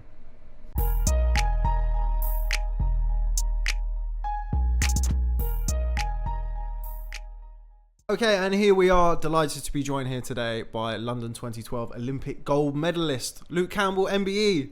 Thanks very much for popping down to the studio today, Luke. Yeah, no, thanks for having me.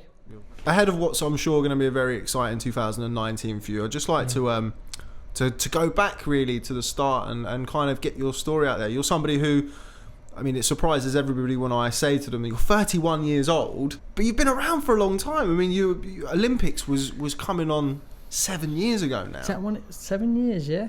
Wow. It's incredible to think it was as long as that. Yeah. So tell me about the start, really. I mean, you are from Hull. You are a Hull lad. Hull. Hull. That's better. Yeah. I don't think there's any posh way saying Hull. I was going to say, living in London sort of agreed with you now that you're actually pronouncing your H's. I'm trying. So tell me about growing up in Hull. Not a place that I've been to, so set the scene for me. What was it like growing up in Hull? You know, home is where the heart is, really. I love it. I love the people from Hull. You know, you can certainly tell the difference from the people in Hull when you come down south, and people they're a little bit different. I mean, if we're walking through a door, I'll hold it open for you to walk through. But obviously, people down here are too busy. Everybody's in a rush. They've got their own lifestyles, and it can be a knock-on effect. Like when you're walking through a door and you hold it for the next person, you know, then they'll sort of do it. But if you come down here and hold the door for someone and they just walk through without acknowledging you or saying thank you, you're like, then you don't do it anymore. Yeah. You know, so it's just, I guess it's like a knock-on effect down here. No southern hospitality. That's terrible. That's no good. I love it in London though, regardless. London's great. What was it like going to school? I wasn't the best in school. I only knuckled down in my last 2 years of school just because I was worried I needed a backup, because I just thought, you know, I could get injured tomorrow and who knows, I'm not boxing anymore, then what? So I had to start knuckling down in school in my last 2 years to try and get some grades, and I went for a plumber's course at college, and I failed the plumber's test. Everything happens for a reason. Yeah, well, it's good. I mean, I was look meant to fail that. You can always go back to the plumbing after boxing. Nah, I don't think plumbing's for me, to be honest. Any specialist subject at school? Apart from PE, which is probably, I'd imagine, what we Yeah, I enjoyed PE. I enjoyed history. Really? Yeah, I like a bit of history. Interesting.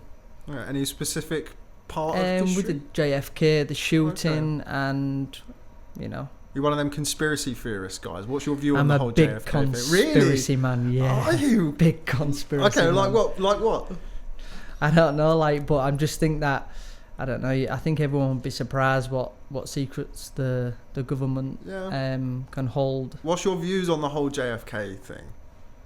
I don't know. I think people were saying he was on the verge of causing a war. You know, and that's not good for business, I guess. Maybe it was his own people that arranged it and got him taken out, and set people up. You know, there was about 7 different shooters that, you know, and all witnesses got wiped out. So it's very... There's like the lone gunman theory, and obviously like the Lee Harvey Oswald stuff. Yeah, and I don't believe he did it. Okay. But he was just there. He was an easy target to put it on. He had like the communist background as well, so he was like I mean, obviously they've done the research to like this guy here could be an easy target for us. Is look at his past and his, you know, he's not full shilling or whatever. I don't know, but I don't know. It really interests me. Interesting start. Tell me about your pathway into boxing and the first time you went through the gym. A lot of people always talk about kind of getting bitten by the bug and sort of going into the gym. Was that like that for you, or was it something that kind of gradually happened? Yeah, no, I've always wanted to do boxing, and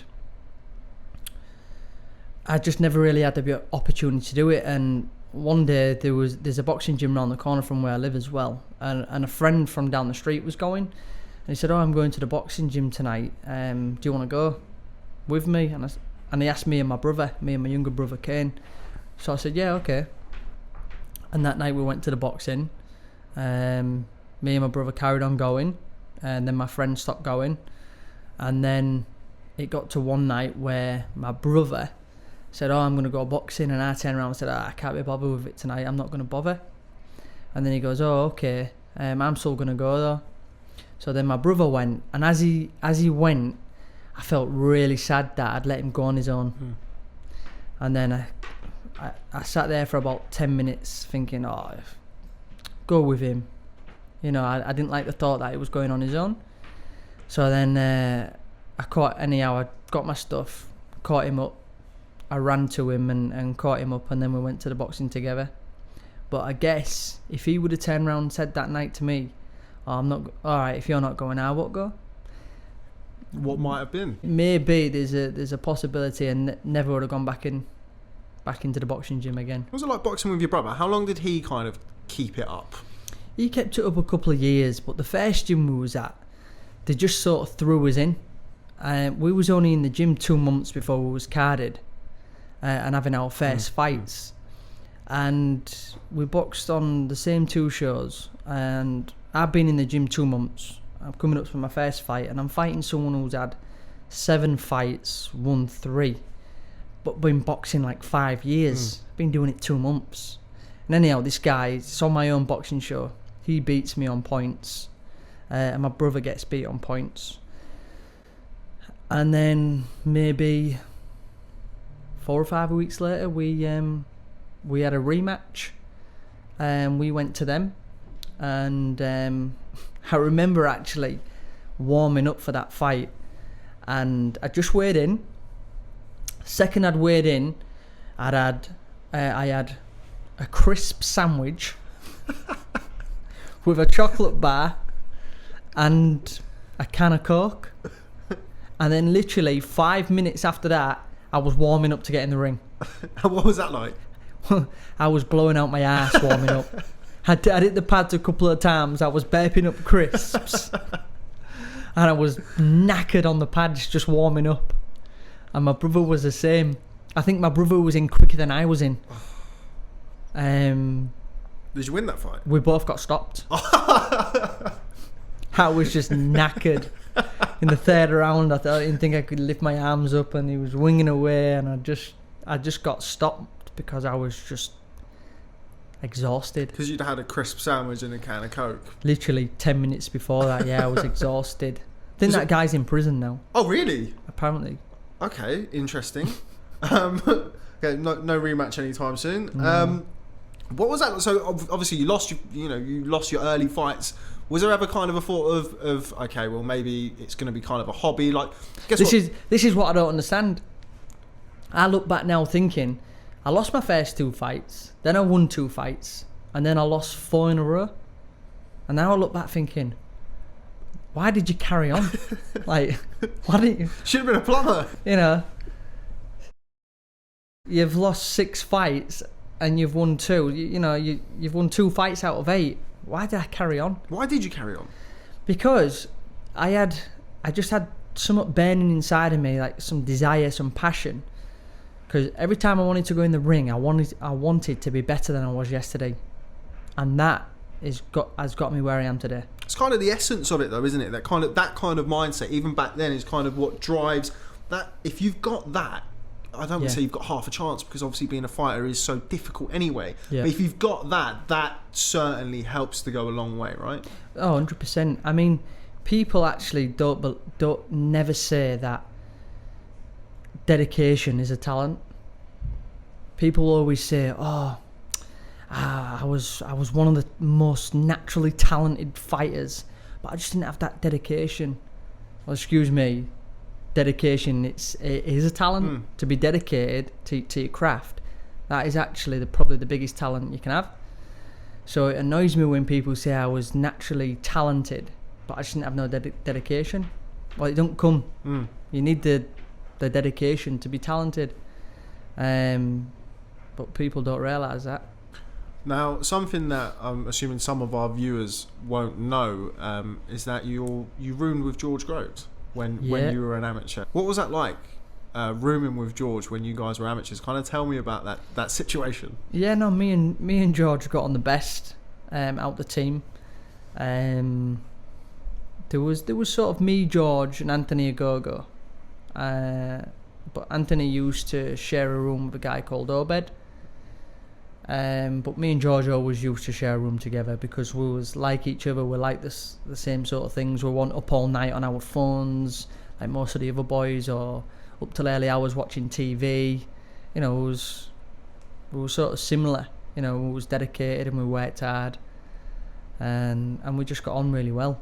What was the most nerve-wracking part of 2012? The first fight was the most nervous because no one wants to lose the first fight.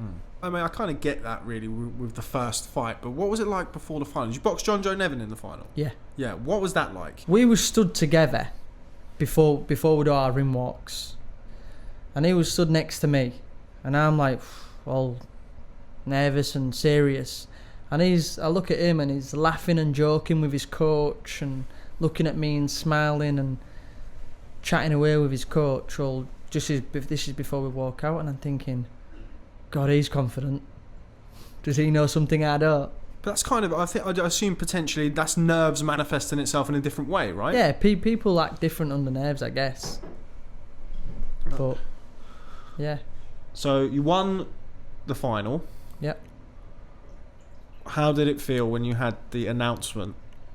When you knew that you were Olympic champion? It's an hard one to explain. I sort of knew I'd won the fight coming back in the third round, but then I had to ask my coach. I thought, have I won? And he didn't really say yeah, because you never know what the points are going to be. Yeah. But he just said, I don't know what he said, but I asked him, and then like I was stood there and I thought, I must have it. And then when I put my hand up, it's hard to explain a bundle of emotions that are just so up and down. Like you're happy, you're smiling, you're crying. You know, you're on a roller coaster of emotions, and it's really hard to give you the correct words to say how you was feeling. Like shocked, like is this really happening? Not really sinking into the brain. What's going on?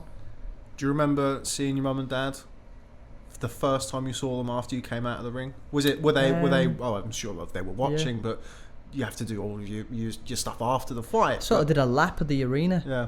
With a flag. Do you remember seeing them? Yeah. They was all crying. Oh. Yeah, it was nice.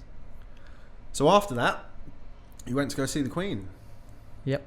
Well, not straight from there, but eventually you went to go and see the Queen in the New Year's honours list. You're MBE. Yeah. Luke Campbell MBE. What was that like for a kid from Hull? Yeah, it was awesome. I mean, being able to see the Queen and speak to her for a few seconds of what it was and get like a medal and award. It was brilliant at that time. It was awesome. What was the Queen like? She was lovely. She chatted. How's training going? Are you competing much? I was quite surprised really by the questions she was asking me. Avid boxing fan, maybe. Get her on a podcast. Yeah. The Queen, that could probably do some good numbers, I reckon. I reckon it'd do great numbers. So you mentioned earlier on that you kind of took the break. It was about a year, wasn't it, before you went from Olympics to turning pro? Yeah. Why was that? What was the reason for the delay? Because me and Anthony Agogo both said to each other in the Olympics, if we both get a gold medal, we'll quit boxing, and that's how it went. Messed it up by getting a bronze. Yeah, he did. Yeah, twat. Yeah. But when I was off and I was doing the show and stuff like that, and I just had such a deep burning desire inside myself, thinking I'm nowhere near done. I need to go into the professional boxing and see what I'm made of. Let's see what I can do. And that was it. Still a big burning desire inside of me to go and to be better than I was, and and to see what I'm made of and to see what I can do. Did you find it difficult making the transition? Somebody who enjoyed, a tremendous amount of success as an amateur and then going into the program, and it is, obviously I'm not a fighter, but I'm an avid boxing fan. It is completely different. They are like two different sports. What was that like for you? Yeah, I had the mentality back then, thinking it wasn't. Thinking, how is it? It's boxing, and you hit someone and you don't get it. It's the same thing. But I don't believe I was really taught the professional game the way it is now, and that's why I feel like now, since I joined Shane summer last year, I feel like, wow, finally now I feel like I've got a proper team around me that actually cover every angle of the professional side of things, of strength and punching the way you punch as a professional for more power, and what your weight should be, and everything like that. I was, for the first 3 years of my professional career, I was walking around a couple of pounds over my weight. Yeah. Like, what? It's crazy. Because I was never taught the right ways to be a professional boxer. Still treating it as an amateur, as an amateur sport. How did you handle kind of the Olympic gold medalist expectations? Did you feel that? Did you feel like the burden of pressure? Yeah, but rightly so, because at the end of the day, I put that pressure on my own self by being successful. So if you're successful, and then you're worried about the pressure you've got on yourself to continue to be successful and to perform, that's on you. I put that on me, so I didn't want a massive big deal to me. How soon after that? So this is kind of going into 2014. Was it around that time that your dad got sick? Was that the time? Yeah. You could say I've certainly had my ups and downs in the professional side of, like, my dad got sick. I took maybe 9 months out. Very hard to deal with. That hit me quite hard. I'd be going training, I'd be sparring, and I'd just be crying behind my gloves in sparring, and be angry, and I don't know. But anyhow, I took some time out and then got back into it and stuff, and I've certainly had my ups and downs in the professional game. It's not been a straightforward ride for me. What made the decision for you to come back? Did you feel like you were okay? My dad got to a certain place where he still had it, but he was fighting with it, and he was good, he was strong, and he didn't want me to take time out. Certainly not, neither did my mum, but I had to do it mentally for me, so it was just hard to switch on properly to it. But I was always constantly training doing sessions on my own, going to the gym, hitting the bag or whatever, during it, and then I just thought, right, okay, my dad's at a position now, it's sort of sunk in what's happening, it's digested, and right, we'll crack on again. Now, the decision to go over to America and hook up with Jorge Rubio, that came off the back of your loss to Ivan Mendy. Just talk to me about kind of making that decision and what you feel went wrong in the build up to that fight. It's no secret that you had issues going into that fight. Just try and explain that. Yeah, it's something I didn't like to dwell on a lot, but it's I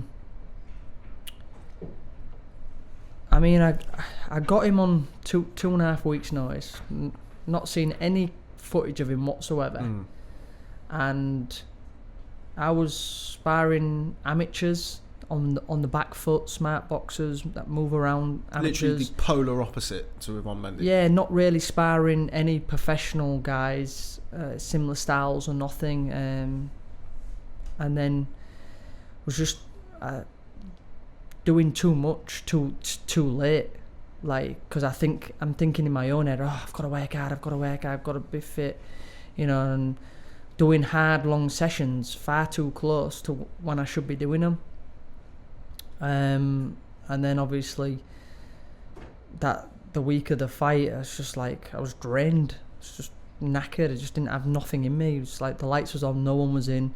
Body was aching, tired, wasn't recovered. Because I'd not tapered any of my training or nothing. And then it's just like one of them. I knew I wasn't right going in there, but I just didn't have anyone to say that, listen, forget this one. You're not in the right frame of mind, like physically, mentally. But just didn't have anyone there for me, any proper preparation, any weight, any just like, I probably got in the ring 2 pound over my weight because I was just flat at the weight. I was dead. I had 1 meal after weighing in and I was done. I was bloated and I was done. Probably got in the ring maybe 2 pound overweight, 137 or something stupid like that. Wow. And he'd have got in the ring easy 145, Yeah. easy. Solid guy. He was a solid guy, and his biggest attribute is his toughness. Yeah. He's like made out of granite, that guy. He's got that like big head, thick neck, like Yeah, and he's just calves. just tough, fit, strong. And his defense was really good. His defense was really good. How did you find George as a trainer? Good trainer, good boxing ability. Likes his footwork stuff, his combinations, and yeah, he's a good trainer. But he's a lovely person, nice guy, and I went with him, and he was just straight off the bat, really, just rushed into it without, I should have gone round people training, and I never. Came back, you boxed Gary Sykes. Then after that, you were on the floor again against Argenis Mendes. Yeah. What was that like? I mean, obviously you got dropped in the fight against Mendy. Yeah. That, I'm assuming, helped you when you got dropped again the second Yeah, time. well, it's one of those things, right? When Mendy, when I went down against Mendy, so it was his left hook. I jabbed and stepped up, and what was weird before that fight, and in the build-up that week, when I was saying I was drained, I was tired, my balance, I just didn't have no balance. But anyhow, regardless of that, I jabbed and stepped, and my foot was in the air, and he hit me with the hook, and I fall down. Wasn't stung, wasn't wobbled, wasn't hurt in any way. I just got hit with my foot in the air, and he knocked me on my ass because my feet wasn't under me, and that was it. That was it. And with exactly the same with Mendes, I just got hit square on with a right hand. Yeah, the right hand did nothing to me, but I was just square on, and I just the shot just pushed me on my back. But that's what it was. It was like a push, got on my back, and I was completely fine. And that's the only round he won. What was the feeling And like? it was the same with the Linares. Yeah. As the Linares was attacking me, my mistake was I leaned too far back on my back foot, and I was stuck. And he followed through the right hand, and I had nowhere else to go. And he knocked me down on my ass. I was completely fine. Wasn't dazed, wasn't hurt or nothing. Just got caught in a bad position, and he knocked me over. That was it. What's it like when you get knocked down in a boxing ring? Well, when I got knocked down against Linares, I just said, fuck's sake, Luke. I said, it's round 2. I said, get the fuck up. You're embarrassing yourself, and get on with it now. Come on. And that's what I did. And I just thought, all right, okay, all right. Good shot. Good shot, good sir. You caught me with that one. Do you feel like you have to make up for lost time in your career? Because you are 31, which, I mean, you're a young 31, admittedly, but... Yeah. You have had, through no fault of your own, of course, kind of periods away from the sport. Yeah. I've had, like I say, I've had ups and downs, definitely, and it's never been a straight, easy road for me. But it is what it is. I'm not going to sit here and moan about it and complain about it, because at the end of the day, I'm still in a fantastic position, and but I want these big fights, and I want to be. My ultimate goal is not just to grab a world title fight and then say I'm world champion. My ultimate goal is to be known as one of the best. And I think I'll start getting that word across starting this year. Losing your dad in the build-up to the Linares fight. Yeah. What was that like? Tough. When I first got the phone call, I knew straight away that something was wrong, because my older brother, who rang me, I thought he won't be ringing me on a normal call because it'll charge him, and he's a tight ass. So I thought something's got to be up straight away for him to be ringing me normal. Yeah. And it was late. It was like 6:30 my time. So I'm thinking, around near midnight your time. I thought that was a bit weird. And anyhow, my brother rang me and told me. And then I just went for a walk. And I was gutted because it was obviously literally like 2 weeks before the fight. Yeah. And my dad had always said that he's not going anywhere until he sees me being a world champion. So that probably upset me the most. Was it difficult to kind of keep that to yourself? Because it's something that wasn't really known until after the fight. I mean, that must have been so difficult, or was it difficult? Did you kind of, because you still got to fight? It was easy like that. Yeah, because it was easy like that because I didn't want anyone to know. For one, it's no one else's business, and for two, I didn't want to give my opponent the upper hand, thinking that this kid's emotionally shot to bits. You know, his emotions are all over the place. His head's not on it. His head can't be right. Didn't want to give him the extra confidence of thinking that, you know, he's got the upper hand. Potentially stupid question. Were your emotions all over the place at that point, or did you try your best to kind of block it out? Or was it? Some days I'd have panic attacks when I started thinking about it. So I just completely had to shut it out, completely. And in a way, it was probably better that I wasn't around any of my family. Yeah. I was on my own. So I didn't want it comforting. I didn't want cuddling or come here. Didn't want any of that. After the fight, what was the release like? Finally, I can let go. I can actually cry without feeling bad, and that's what it was. And get home to the family and kind of but then again, I sort of didn't want to go home. Yeah, because then I had to realise it, and it's there. Face the music. I was away. So I shut it out, and I was away. So going home then makes you sort of realise, shit, this has happened. So I didn't really want to go back, and I got a flight back on my own anyhow. After that, I mean, obviously, the obvious period of kind of mourning and grief that you have with the family. How soon after that were you thinking about boxing? You got to remember, boxing's my life. Yeah. I've dedicated and give my life to boxing, and I live it every day in, day out. And this isn't a game to me. What I don't understand is when I see people that have been beat in the ring afterwards, and they're smiling and they're having jokes, I'm just thinking, you've just been beat. How can you be smiling and joking with that guy? Like, you've just been beat. For me, it's the worst thing in the world, because I give it everything.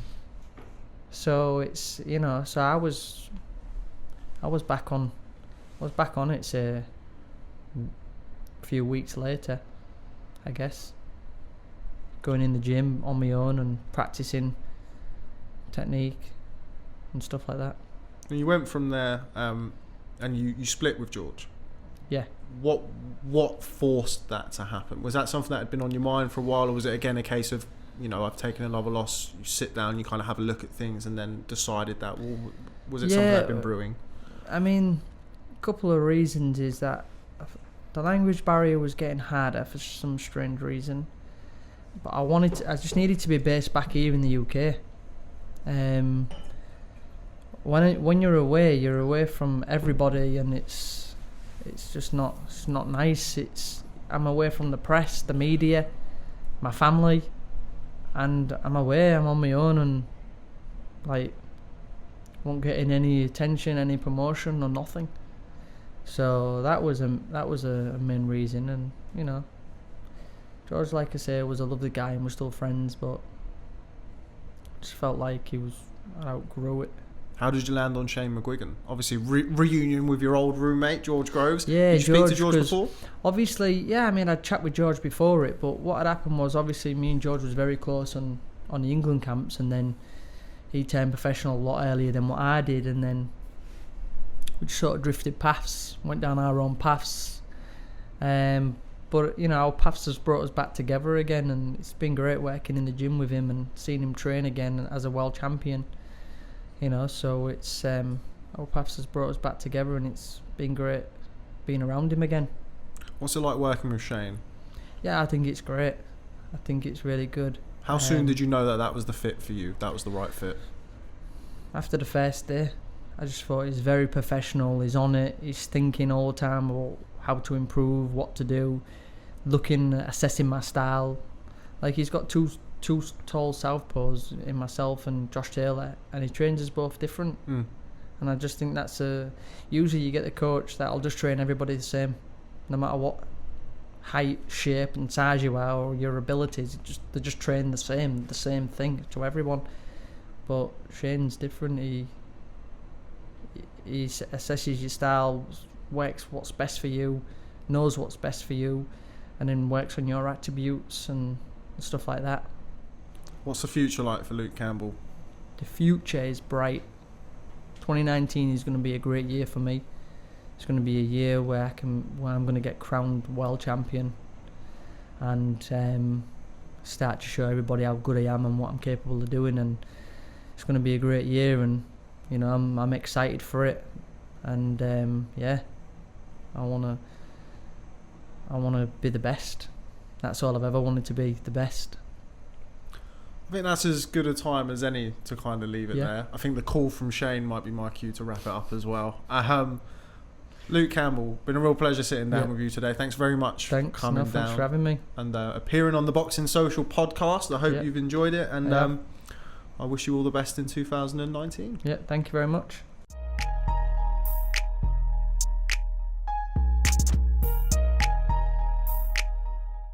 Okay, so that was Fighter in the Booth with Luke Campbell. Dave, what did you think to that?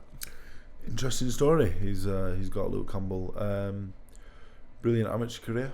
He's had a good career as a pro, really, but it's one that's kind of, you know, it's not one I followed massively. The Coyle fight was good on his career. He was moving very fast. The Mendy fight set him back. The Linares performance, even in defeat, was brilliant. You know, and everything that was going on behind the scenes, obviously there, and all that. He did fantastically well. I would like him to become world champion as a pro. You win Olympic gold medal, you know, you win a world title as a pro, you've achieved a lot. I would like to see him do it, you know, and he's got the I wouldn't say triple crown, the double crown, you know, like the Gale has done. It'd be nice to see him win a world title.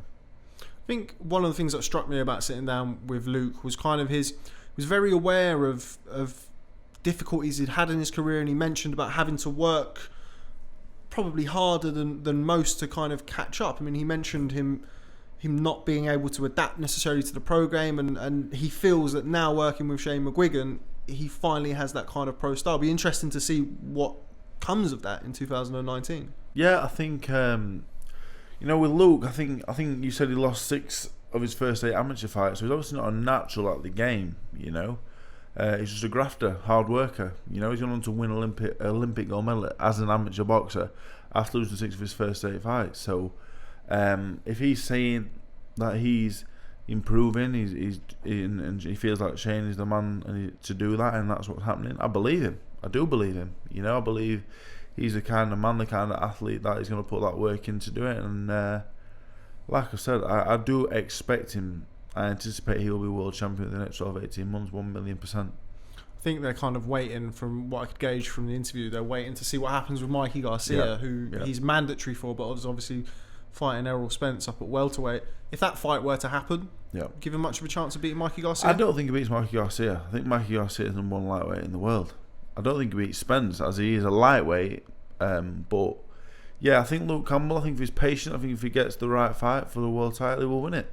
And I anticipate that's what will happen. It's kind of difficult to see Garcia returning to lightweight Yep. after boxing at 147. I mean, you see the size of him in some of the recent photos. He doesn't look like he'd be able to make 135 that comfortably. And obviously, he boxed Sergey Lipinets and Broner at 140 as well. So potentially, Campbell could end up fighting either for an interim title or a vacant belt, which would obviously be easier than fighting Mikey Garcia. I think that's what will happen. That will obviously take time.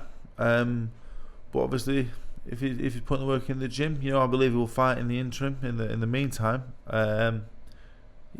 he will win a world title. I say that very confidently. Yeah, I think he's kind of waiting on an announcement. I tried to tease it out of him, but I couldn't. Yeah. One fight that has been announced is Canelo versus Danny Jacobs for Cinco de Mayo, unified world middleweight title fight. Thoughts?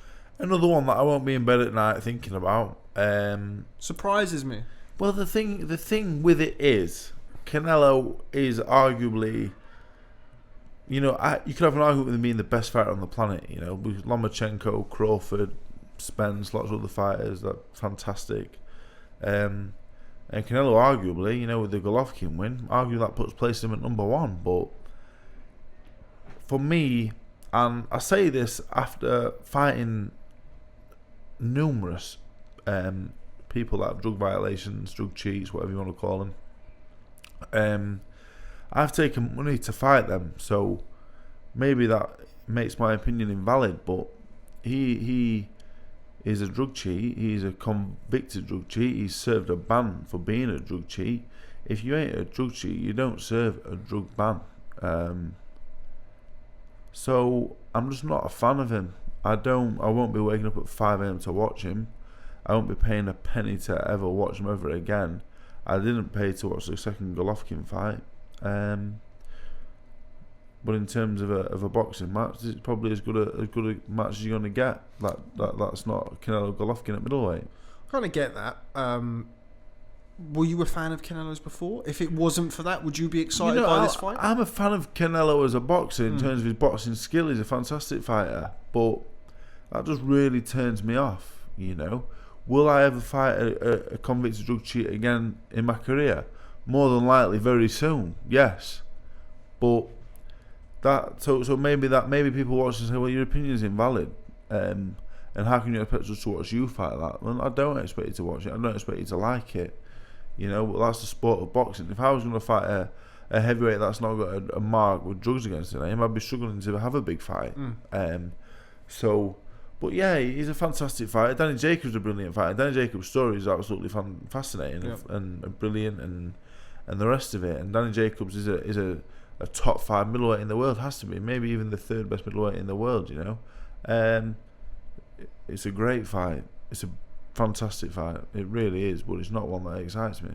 Make Canelo a favourite in that fight? I mean, we've seen Danny Jacobs in his last 2 fights. He fought Seletsky and Luis Arias before that. Didn't really set the world alight with either performance. Now he goes in against Canelo, who's arguably getting better, and certainly looked better in the second Golovkin fight.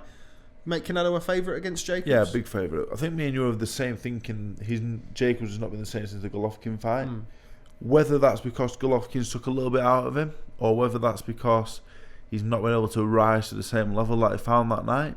Maybe he will against Canelo. Danny Jacobs is dangerous. He can punch. The Quillen fight showed that he's dangerous to anybody. I'm making Canelo a big favourite. To beat Canelo, you've got to first and foremost be exceptional. You have to be an exceptional fighter. Secondly, you don't just have to beat him. You have to knock him out, in my opinion, and stop him, or beat him 12 rounds to 0, because otherwise you ain't going to get it. The safe money is on Canelo winning. I think he'll stop Jacobs. Yeah, I think Canelo's a pretty sizable favourite in that fight. However, if the same Jacobs who boxed against Golovkin, he was big at the weight, he moved well, switch hitting and stuff. If that Canelo, I mean, I think back to the Arslandi Lara fight. I mean, Canelo's a much more improved fighter since then. But Lara gave him issues with movement, and if Jacobs kind of tried to implement that same game plan against Golovkin, if that version of Jacobs turns up, then who knows? I think it could be a more competitive fight. We've got a great fight, I still don't think it will be enough to get the decision. Yeah, well, it wasn't for Lara. Yeah, it definitely won't be. Definitely will not be now. But yeah, it's a brilliant fight. It's a fantastic fight. Probably the best fight that can be made at middleweight, I think, because Canelo Golovkin 3, that'd be great, but we've seen it twice. It was a good fight both times, but I want to see something fresh. I want to see something new. So I will watch it Sunday morning at around 11 a.m. Okay, moving on to our next feature. We're going to be joined again in the booth, this time by WBC World Flyweight Champion Charlie Edwards, as we go outside the box and talk about CBD oil in boxing and how it's helped him on his road to championship glory.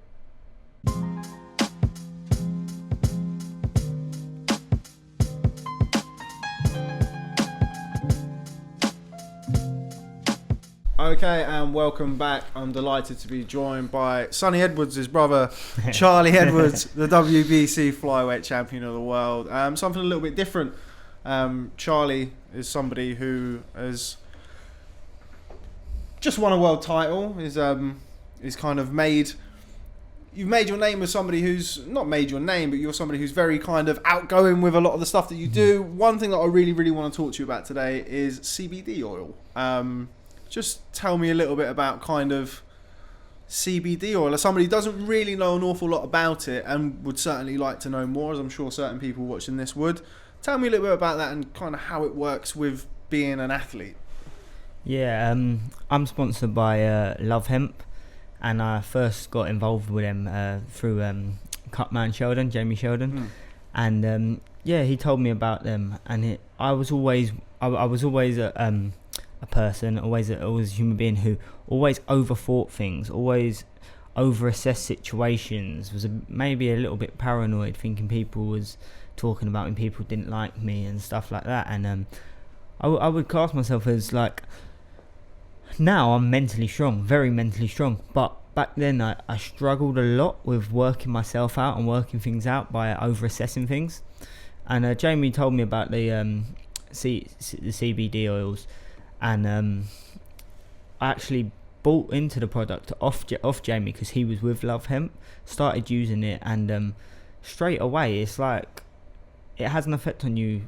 You take it, as soon as you take it, you just feel so chilled out and relaxed. You take it and you're not stressing over things. It just kind of, it's weird to say it, but it kind of, that little voice in your head, it just gets rid of it. It gets you rid of you over-assessing things, over-analysing things. And then after a while using it, I really noticed how it was helping me recover quickly within short spaces of time, like from morning session to afternoon session. I take it 3 times a day without fail now. I take it in the morning when I wake up, in the afternoon, and before I go to bed. It also helps me sleep a lot better. And scientifically, it's not proven to help you sleep better, but with the anxiety everyone has after a busy day, they get home, they're in bed, they've got to sort out this, that, the other, they've got to plan their day ahead, what they've got to do tomorrow, and make sure they're not forgetting about things. It sends your head on overdrive, and taking this helps that overdrive situation and helps you chill and relax.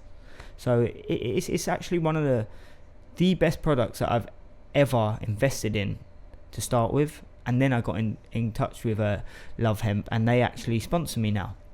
And I believe Love Hemp's the best CBD oil on the marketplace, and the people they work with talk for themselves. So one of the biggest now out there, and they got on it before many other CBD companies coming on now. So yeah, they end up sponsoring me. So I get product every month, a certain amount of product, and I use it all within the month, and it's unbelievable. It really has. I say this, like, CBD drops has changed me as a fighter. I used to be so gung-ho, so 100 miles an hour, and just have to work, and in my head I had to outwork someone, I had to move quick and this and that, where the CBD stuff it's helped chill me out and relax me and realise that, like, well, if I'm throwing less punches, I'm getting hit less. And then when I was getting in the ring, I was taking a more relaxed approach to it. It doesn't by any means make you feel zonked or tired, but it just gives that fine little percentage where you're not over analysing things. And them tiny little percentages make up a massive percent in an elite fighter. So how do you take it? Because as I understand, there's various different ways that you can take CBD oil. How do you take it? And also tell me the other ways that you can. I take it by the oils. I take the 10% oils. I take 10 drops in the morning, 10 drops in the afternoon, 10 drops before I go to bed, and that works perfect for me. I take it every day without fail through training camps, even on rest days. And sometimes when I feel like things are overwhelming me, I'll take extra. But there's other ways of taking it. There's a spray under the tongue, which is like the drops. I just take the drops because I like to just I don't know. It's just a thing I prefer. There's also capsules, which is actually the capsules are said to be the capsules and the vape are supposed to be the best way to get it into your body. Even though the capsules take a bit longer for it to get around your body, it stays in your body for longer. The vape's the one that's supposed to go to your brain quicker and hit your bloodstream quicker. But I just personally, for me, I don't like the idea of vaping. I feel like if I vape, maybe I could get some vape on my chest or something like that. So I just prefer to take the oils, and the oils have worked perfect for me. I've never actually used a vape at all for anything ever. Smoke like 20 a day, but I don't use vapes. A lot of kind of misconceptions really and sort of misunderstanding is about kind of smoking weed and using CBD oil. Now you're probably in as good a position as anybody to kind of tell people the difference between the two for the uninformed, as it were. So what is the difference and how is it different? Because I assume if I said to my mum, I'm taking CBD oil, and I told her what it was, she'd be like, oh, you're smoking weed, or you're doing, do you know what I mean? So like, for those misinformed people, explain the difference and what it gives you. Well, firstly, I have never smoked weed in all my life, so I wouldn't actually know. I'm talking about what that does. Yeah. But it's got all the health benefits in the herb, which is marijuana. Yeah. But it just takes out the I'm not sure what it's called, because I don't smoke it. THC, which is the content that gets you high and is a negative effect for your brain getting paranoia and stuff like that. So it's got everything actual weed has got in it, but it takes out the negative. And it's funny you say that, because at first when I was promoting it, people were like sliding in my direct messages and that, and having, oh, you can't take that. What you taking that for? That's not good for you. But they didn't understand. And CBD is very new. But I always say this, and I've been putting it out there. If you're not taking CBD oils, you're behind. The people that are taking it, it's helping your brain function better. It's helping your health benefits around the body. People fight off cancer with CBD. And even cannabis, which is a sore subject to talk about. But it's not, they haven't actually scientifically proven it, but the people who have got over it will openly speak out. This is what they were doing. And it's just such a very, very big health benefit in this day and age. And it is, like, I say this, love hemp CBD oils actually has changed me as a person. I was always such an overthinker and assessed everything and thought everyone was out to get me. And that was actually affecting my mental health at times, put me into depression. Well, with this, I don't care. I just do what I want, do what makes me happy, and whatever anyone thinks about me, I don't care no more. And that was a major thing that helped me get over all that. For the old guard or people who don't really know too much about it, they look at it and go, oh, it's just this, and the kind of the association that you have with people who smoke weed and being lazy and not achieving stuff, which I can attest to, allegedly. You're world champion, and you take it. So for you and for kind of CBD oil, obviously Love Hemp who sponsor you and you've aligned yourself with, but kind of like you're a real success story. And I noticed, and I said this to Declan Warrington, a colleague of mine, and we've watched you for your career, and we've kind of seen what you've alluded to. When you get hit with a shot, you want to reply straight away throughout your early career, and you have success, and then you get greedy, and then you can take a shot. When you boxed Rosales, when you had the cut, it was kind of like we weren't waiting for you to kind of, but we've seen it in your whole career. You got that horrible cut, and it still never came. You still took your time, you stayed focused to the game plan. And then one of the things that you said to me, we did an interview at Darren Barker's gym the other day, and you were saying to me that was an effect, and I didn't think about it at the time, but since you've said that, that's really stuck with my head. So you've kind of, through doing this and kind of your achievements through using CBD oil, you're a real success story of what can be achieved by using it. Yeah, 100%. It's changed my mindset, and it's changed the way I've outlook of life. And I'm not saying it's only the CBD oil, because my experience played a big part. My trainer Grant Smith has changed me around as a fighter, but in my track record, I've never been able to be drilled into me that you don't need to throw all these punches. You don't need to keep working and overworking, and it helped massively. Like, before I went over to the fight, I had it all day, and I took extras before I left the venue. And some people would be sceptical about that, because they'll think, oh, what if that makes me drowsy? What if that makes me tired?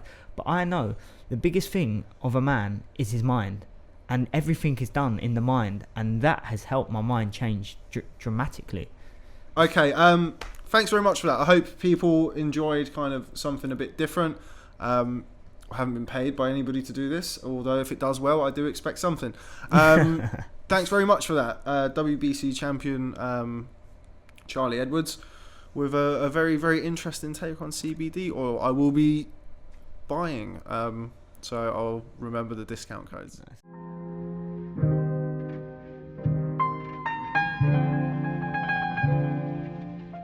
So that was Outside the Box with WBC World Flyweight Champion Charlie Edwards talking about CBD oil. Dave, what do you think to that? You're about to ask me about CBD oil, but I don't know. All I know about CBD oil is Anthony Fowler sells the arse off it. What do you think about it? I don't know. I genuinely don't know. All I know is people take it and they sleep better, I think. I think, like what Charlie was saying, that it's helped him kind of relax, and it's helped him kind of think things through a bit more. I think you saw elements of that in the Rosales fight. I mean, he wasn't as gung-ho. So it was CBD oil, was it? Well, get me some then. Then get me a rematch for everybody who's beat me. And I'll down a bottle of it on the way to the ring. Is it something you'd ever be open to No. to using? Why It's not? a drug in it, Rob. Is it a drug? It's derived from a drug, yeah. I've never taken a drug in my life. Right. Never one. Aspirin, like ibuprofen. No. No. No. Okay. Have you? Yes. Then this is for you. This is your business. Lots of not mine. ibuprofen in the past. Yeah. You know, I don't know, because you know CBD oil. When I think about it, CBD oil to me is what Fowler sells on Instagram. I don't know. I can't take it serious. I don't know. This is your area of expertise. I don't know. Well, I wouldn't call it my area of expertise, but certainly it does. Class It Cs. interests me. Yeah. It interests me, the kind of concept of it. I mean, as I say, Charlie, when he boxed Rosales, he was. I mean, the proof's in the pudding. He was relaxed. He got a bad cut. He didn't. You've watched Charlie Edwards box as I have, and it's sort of what I said to him, that, you know, when he took a shot, he was always keen to reply. Or if he landed one shot, he'd get greedy. He attributes a big part of it to using CBD oil. I don't. I think Charlie Edwards is a fantastic fighter, and his experience, his learning, his of the Casmayo fight. I'm not having it as a CBD oil, personally. This podcast is not sponsored by no CBD oil company, is it? No, it's not. Not That's yet. all right then. Well, there we go then. Not yet. There we go then. I'm not having that at all. I'm not having it. Sorry, boys. If you're selling it, you're 30% off. Sorry. I mean, I do think it's very interesting. It's something that I'm going to certainly explore for myself. I think that... Yeah, you know what? Maybe it's good, maybe it isn't. If it's helping people, fantastic. Keep taking it. And if it works, it works. That's fantastic. That's brilliant. What I'm saying, my 2 points I would like to make clear is, I'm not going to let Charlie Edwards tell me that CBD oil won his world title. He won it and his hard work won it. Secondly, I won't be taking it because I don't believe in stuff like that. Thirdly, you take it, let me know what you think, and I might take it. Fourthly, you're only making 2 points. Yeah, well, fourthly, live and let live.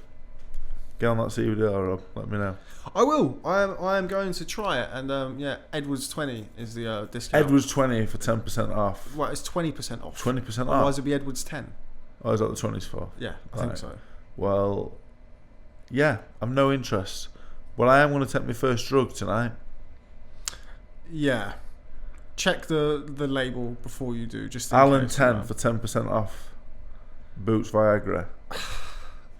Moving on, just before we go, it seems like now is as good a time as any to kind of talk about the heavyweight division, of which you are a part of, Mr. 35 in the world.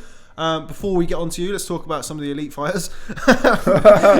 Anthony Joshua versus Jarrell Miller is kind of the fight that's been heavily rumoured. I think in the heavyweight division, in any division really, once you've got like a clear money man, which Joshua is in that division, you kind of have to wait and see what he's doing before the rest of the division kind of fall into suit. It seems like it's the Joshua-Jarrell Miller fight. What do you make of that fight? Are you interested in that? Not really, no. I think we have to go back to December 1st in Los Angeles to see where this all started. I believe Wilder Joshua was going to happen April time. I think Team Joshua expected Wilder to take Fury out and the fight to be huge, and it hadn't to happen.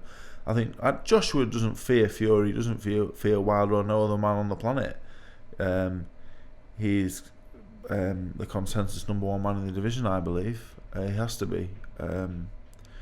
If Fury or Wilder, either of them was to win that fight, they would have been the number one. But they didn't. It was a draw. So I think Joshua takes that number one position. I think he's still there. He's definitely the number one money man in the division. All roads go through Joshua, I believe. If you want to be the man in the heavyweight division, you have to beat Joshua. He's got 3 of the belts. Yeah, he's got 3 of the belts. He sells out 90,000 seats. He's the man. The Miller fight does not excite me at all. I understand that if Wilder Fury is happening again, he cannot fight either of them. That's fine. I understand that. Fight Dylan White then. I think he's earned the shot. I think it sells. I'm not sure it sells all the Wembley out now. I think the public are turning against Joshua a little bit, which happens with all sportsmen. It happens with everyone in the country. Yeah, it's good, particularly over here. It's kind of like build onto a pedestal. Yeah, it always happens, and they get knocked off it. But he's not doing himself no favours by fighting John Miller in America. For me, I don't believe. They all know better than me. Mr. Hearn, obviously, will know better than me and his team. But as a boxing fan, speaking as a boxing fan, I don't want him to fight John Miller in America. I have no interest in it.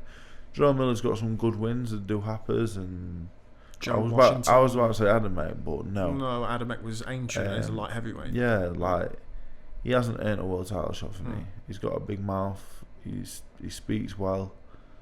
Done a fantastic job of promoting himself, and he's a very good fighter. I think he's very good. Very good doesn't earn you a world title shot to become the number one man in the division. I think it's very likely we're going to see that though. Now you mentioned Dillian White this past weekend. A few eyebrows were raised. We saw Dillian White in Las Vegas for Pacquiao-Broner. Rumour mill circling that he's potentially looking at laying his hat at PBC and maybe fighting Dominic Brazil. What do you make of those rumours? I don't think that will happen. Matchroom. It's not Eddie Hearn. It's Matchroom Sports, Sky Sports, have turned Dillian White into a knockout loser of a British title fight, into the number one heavyweight challenger in the world, and a pay-per-view star. Dillian's put unbelievable amount of work in, the most improved fighter in all divisions in the whole world for me. The improvement is unbelievable, physically, mentally, technically, everything. Different mindset, everything. I'm very happy and proud of him actually. When I speak about him, very proud of what he's achieved. Brilliant. I wouldn't have envisaged that after he boxed Joshua. I wouldn't have envisaged it after he boxed me. What he's done is unbelievable, and it's his team, it's his management team, it's Mark Tibbs, it's himself, it's the people that are around him. They've made him the fighter that he is. What Eddie Hearn and Matchroom would put him on that platform. They made him a pay-per-view main event fighter. Not even 3 years after he was defeated for the British title.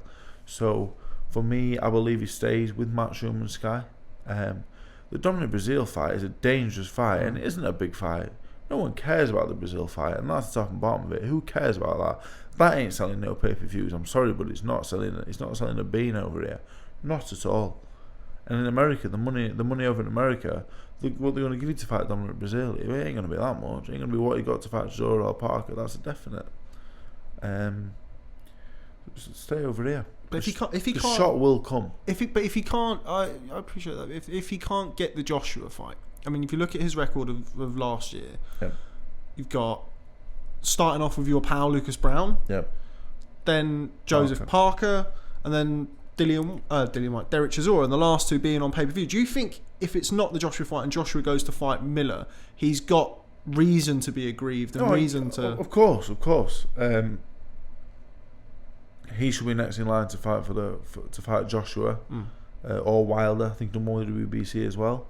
I think that potentially was why the Brazil fight might be an attractive, because on the Boxing Social episode 1, the podcast episode 1, we spoke to Mauricio Suleiman, who spoke of the possibility of White versus Brazil for an interim belt potentially. If I haven't done White, I'm not fighting Dominic Brazil.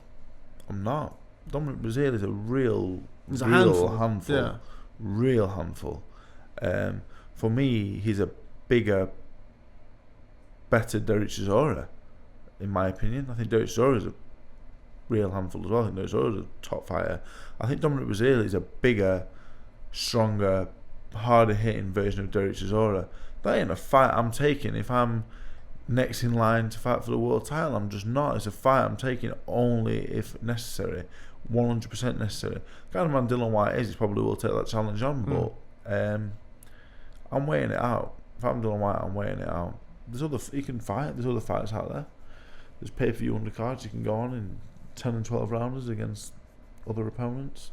I'm not sure. We'll see what happens. The next 48 hours are very interesting. Firstly, on the Joshua, for myself personally, I'm waiting to see what happens with Joshua, because I'm waiting on the Wembley undercard. That's a possibility for myself. So I know for a fact we're talking 48, 72 hours before we will know the decision will be made. That's a definite. So I do think Miller in America is the favourite right now, though. We mentioned Wilder Fury, December the 1st last year. Contentious draw, I think, is probably a fair way to put it. Rematch has been ordered by the WBC. Got till February the 5th, I think it is, to negotiate before it goes to purse bids. What do you make of that rematch? Who do you make a favourite? I think Tyson's got to be the favourite. Yep. I think Tyson edged it last time. Edged it. I don't think... I seen his dad the other week, and I said, look, I didn't have him winning by 5 or 6 rounds. It wasn't a landslide apart from the knockdowns, not at all. I could have seen it as a draw easily enough. But that was Tyson at 60%. I think we're going to see Tyson at 80-85% this time. I think the fight will happen. If I'm looking after Tyson, not as a boxer, I'm looking after Tyson, I'm saying, Tyson, you can start at the MEN. You can do it against Josie Parker. You can do it against, I don't know, Luis Ortiz. Real good fight. Povetkin. Real good fighters that aren't as good or as dangerous as Deontay Wilder, though. Safer fights. Not even as good as Ortiz, Parker and Povetkin. I feel like you can go even lower than that, lower down. Manuel Char level. Yeah, kind of, I feel like you can go there and still sell the MEN. Yeah. Safari 2. It would sell. You would say that, and it would still sell the MEN. Would. Tyson right now is as popular and as big as he has ever been. He doesn't need the Wilder fight next. He doesn't need the Joshua fight next. He can ease his way back in. I still think he's only at 60-70%. He's still put on 10 stone. He still had them all that time out. I'm looking after him. I'm saying, Tyson, let's do a 12 round at the MEN. Let's drop down a few levels. Let's get you back to 100%, and then go back in with Wilder or Joshua. Just before we come on to yourself, Vladimir Klitschko is another name that's been heavily rumoured. Potential free fight deal on DAZN is the rumour. What do you make of him potentially returning to the ring? Why not? He will have lived the life. He won't be. He's not coming back for the money. He's not coming back out of desperation. He's coming back because he feels like he's still got something to offer, a genuine something to offer. Spent a little bit of time with Klitschko. The man's a gent, and the man's a winner. He ain't coming back to lose and lie down for anybody. He'll be coming back because he thinks he's still got it. So if he does come back, I would welcome it, because I think he's like the kind of man he is. He would come back and he would still be a force. I'd watch the Joshua rematch with Klitschko. I'd watch it and I'd be intrigued by it, especially if Vlad had a few fights beforehand and looked well. Yeah, I think he's got a lot to offer. The Klitschko Wilder be another one that would intrigue me. Klitschko against any of the top guys, would it still intrigue me? Yeah, I would welcome that back. I'd welcome him back with open arms to the heavyweight division. I think he is coming back. I mean, it's something that's been rumoured for a while. The first person who actually told me that was Kevin Johnson. Yeah. Kevin Johnson said to me, "It's like, look, man, he's coming back. I'm telling you." And at the time, there was no talk of it. And then here we go, and he's potentially coming back. So, I think I agree with you. I'd like to see Vlad in there with mixing up, because as you say, he's not coming back because he's short of any money. No. It is strictly for legacy for him, which is great. He is an athlete. He loves he loves to compete. He will come back and he will compete, and he will compete against anyone in the world. Maybe he fancies a Fury rematch. Maybe he wants to try and put that right. I don't know. There's lots of fights out there for him. The heavyweight division right now is manic. Usyk's moving to heavyweight. Gassiev, I'm told, is moving to heavyweight. Sergei Kuzmin, I think, can be a force. Joe Joyce will be a force soon. And then we go to Hrgovic, Dubois, Gorman. Lots of them coming through. The heavyweight division right now is as good as it has ever been. But for the next 12 months, it's all about Wilder, Joshua and Fury. Very modest of you not to mention yourself, so I will. What's going on with you? Expecting an announcement potentially? Yeah, what very can you tell soon. Me? I'm waiting like everyone else for the Joshua announcement, but for selfish reasons. You know, I have been muted, and the plan has been to be on his undercard at Wembley for the last however long. If he fights at Wembley, I'll be on the undercard, I believe, against Lucas Brown. Lucas Brown Instagrammed me last night. He DM'd me. Yeah, he DM'd me as well. He DM'd me most days. He's all right, Lucas. I like him. He's all right. He's always polite and kind, and yeah. So I'm hoping Wembley goes ahead. I'd love to fight at Wembley. I would love to. It's the pinnacle of someone's career, I would say. A 90,000 seat stadium, fighting a former world champion. It would take some topping for me, you know. If not, I believe the plan is to go back to Sheffield and headline with me and Lucas Brown, which would make me also equally as proud to headline Sheffield Arena. So I believe that is the plan. I'm not sure if Luke's having the fight in the meantime. I believe he is. I don't think it is Tom Little. I think the plan is me and Lucas Brown to fight, and the winner, it opens up big opportunity for the winner. Okay, well, we look forward to that announcement and look forward to your long-awaited return to the ring. Thanks very much, Dave. Episode 2 of the Boxing Social podcast in the books. Good to start off on a good footing for the new year. So yeah, I enjoyed it. You know, this is going to be a big year of boxing. Hope everyone enjoys the podcast. Not sure if my camera is on right now. Oh, there we go. Hope everyone enjoyed the episode. You know, yeah. Thank you very much for watching. Okay, great. Well, as always, it's a pleasure sitting down with Dave Allen.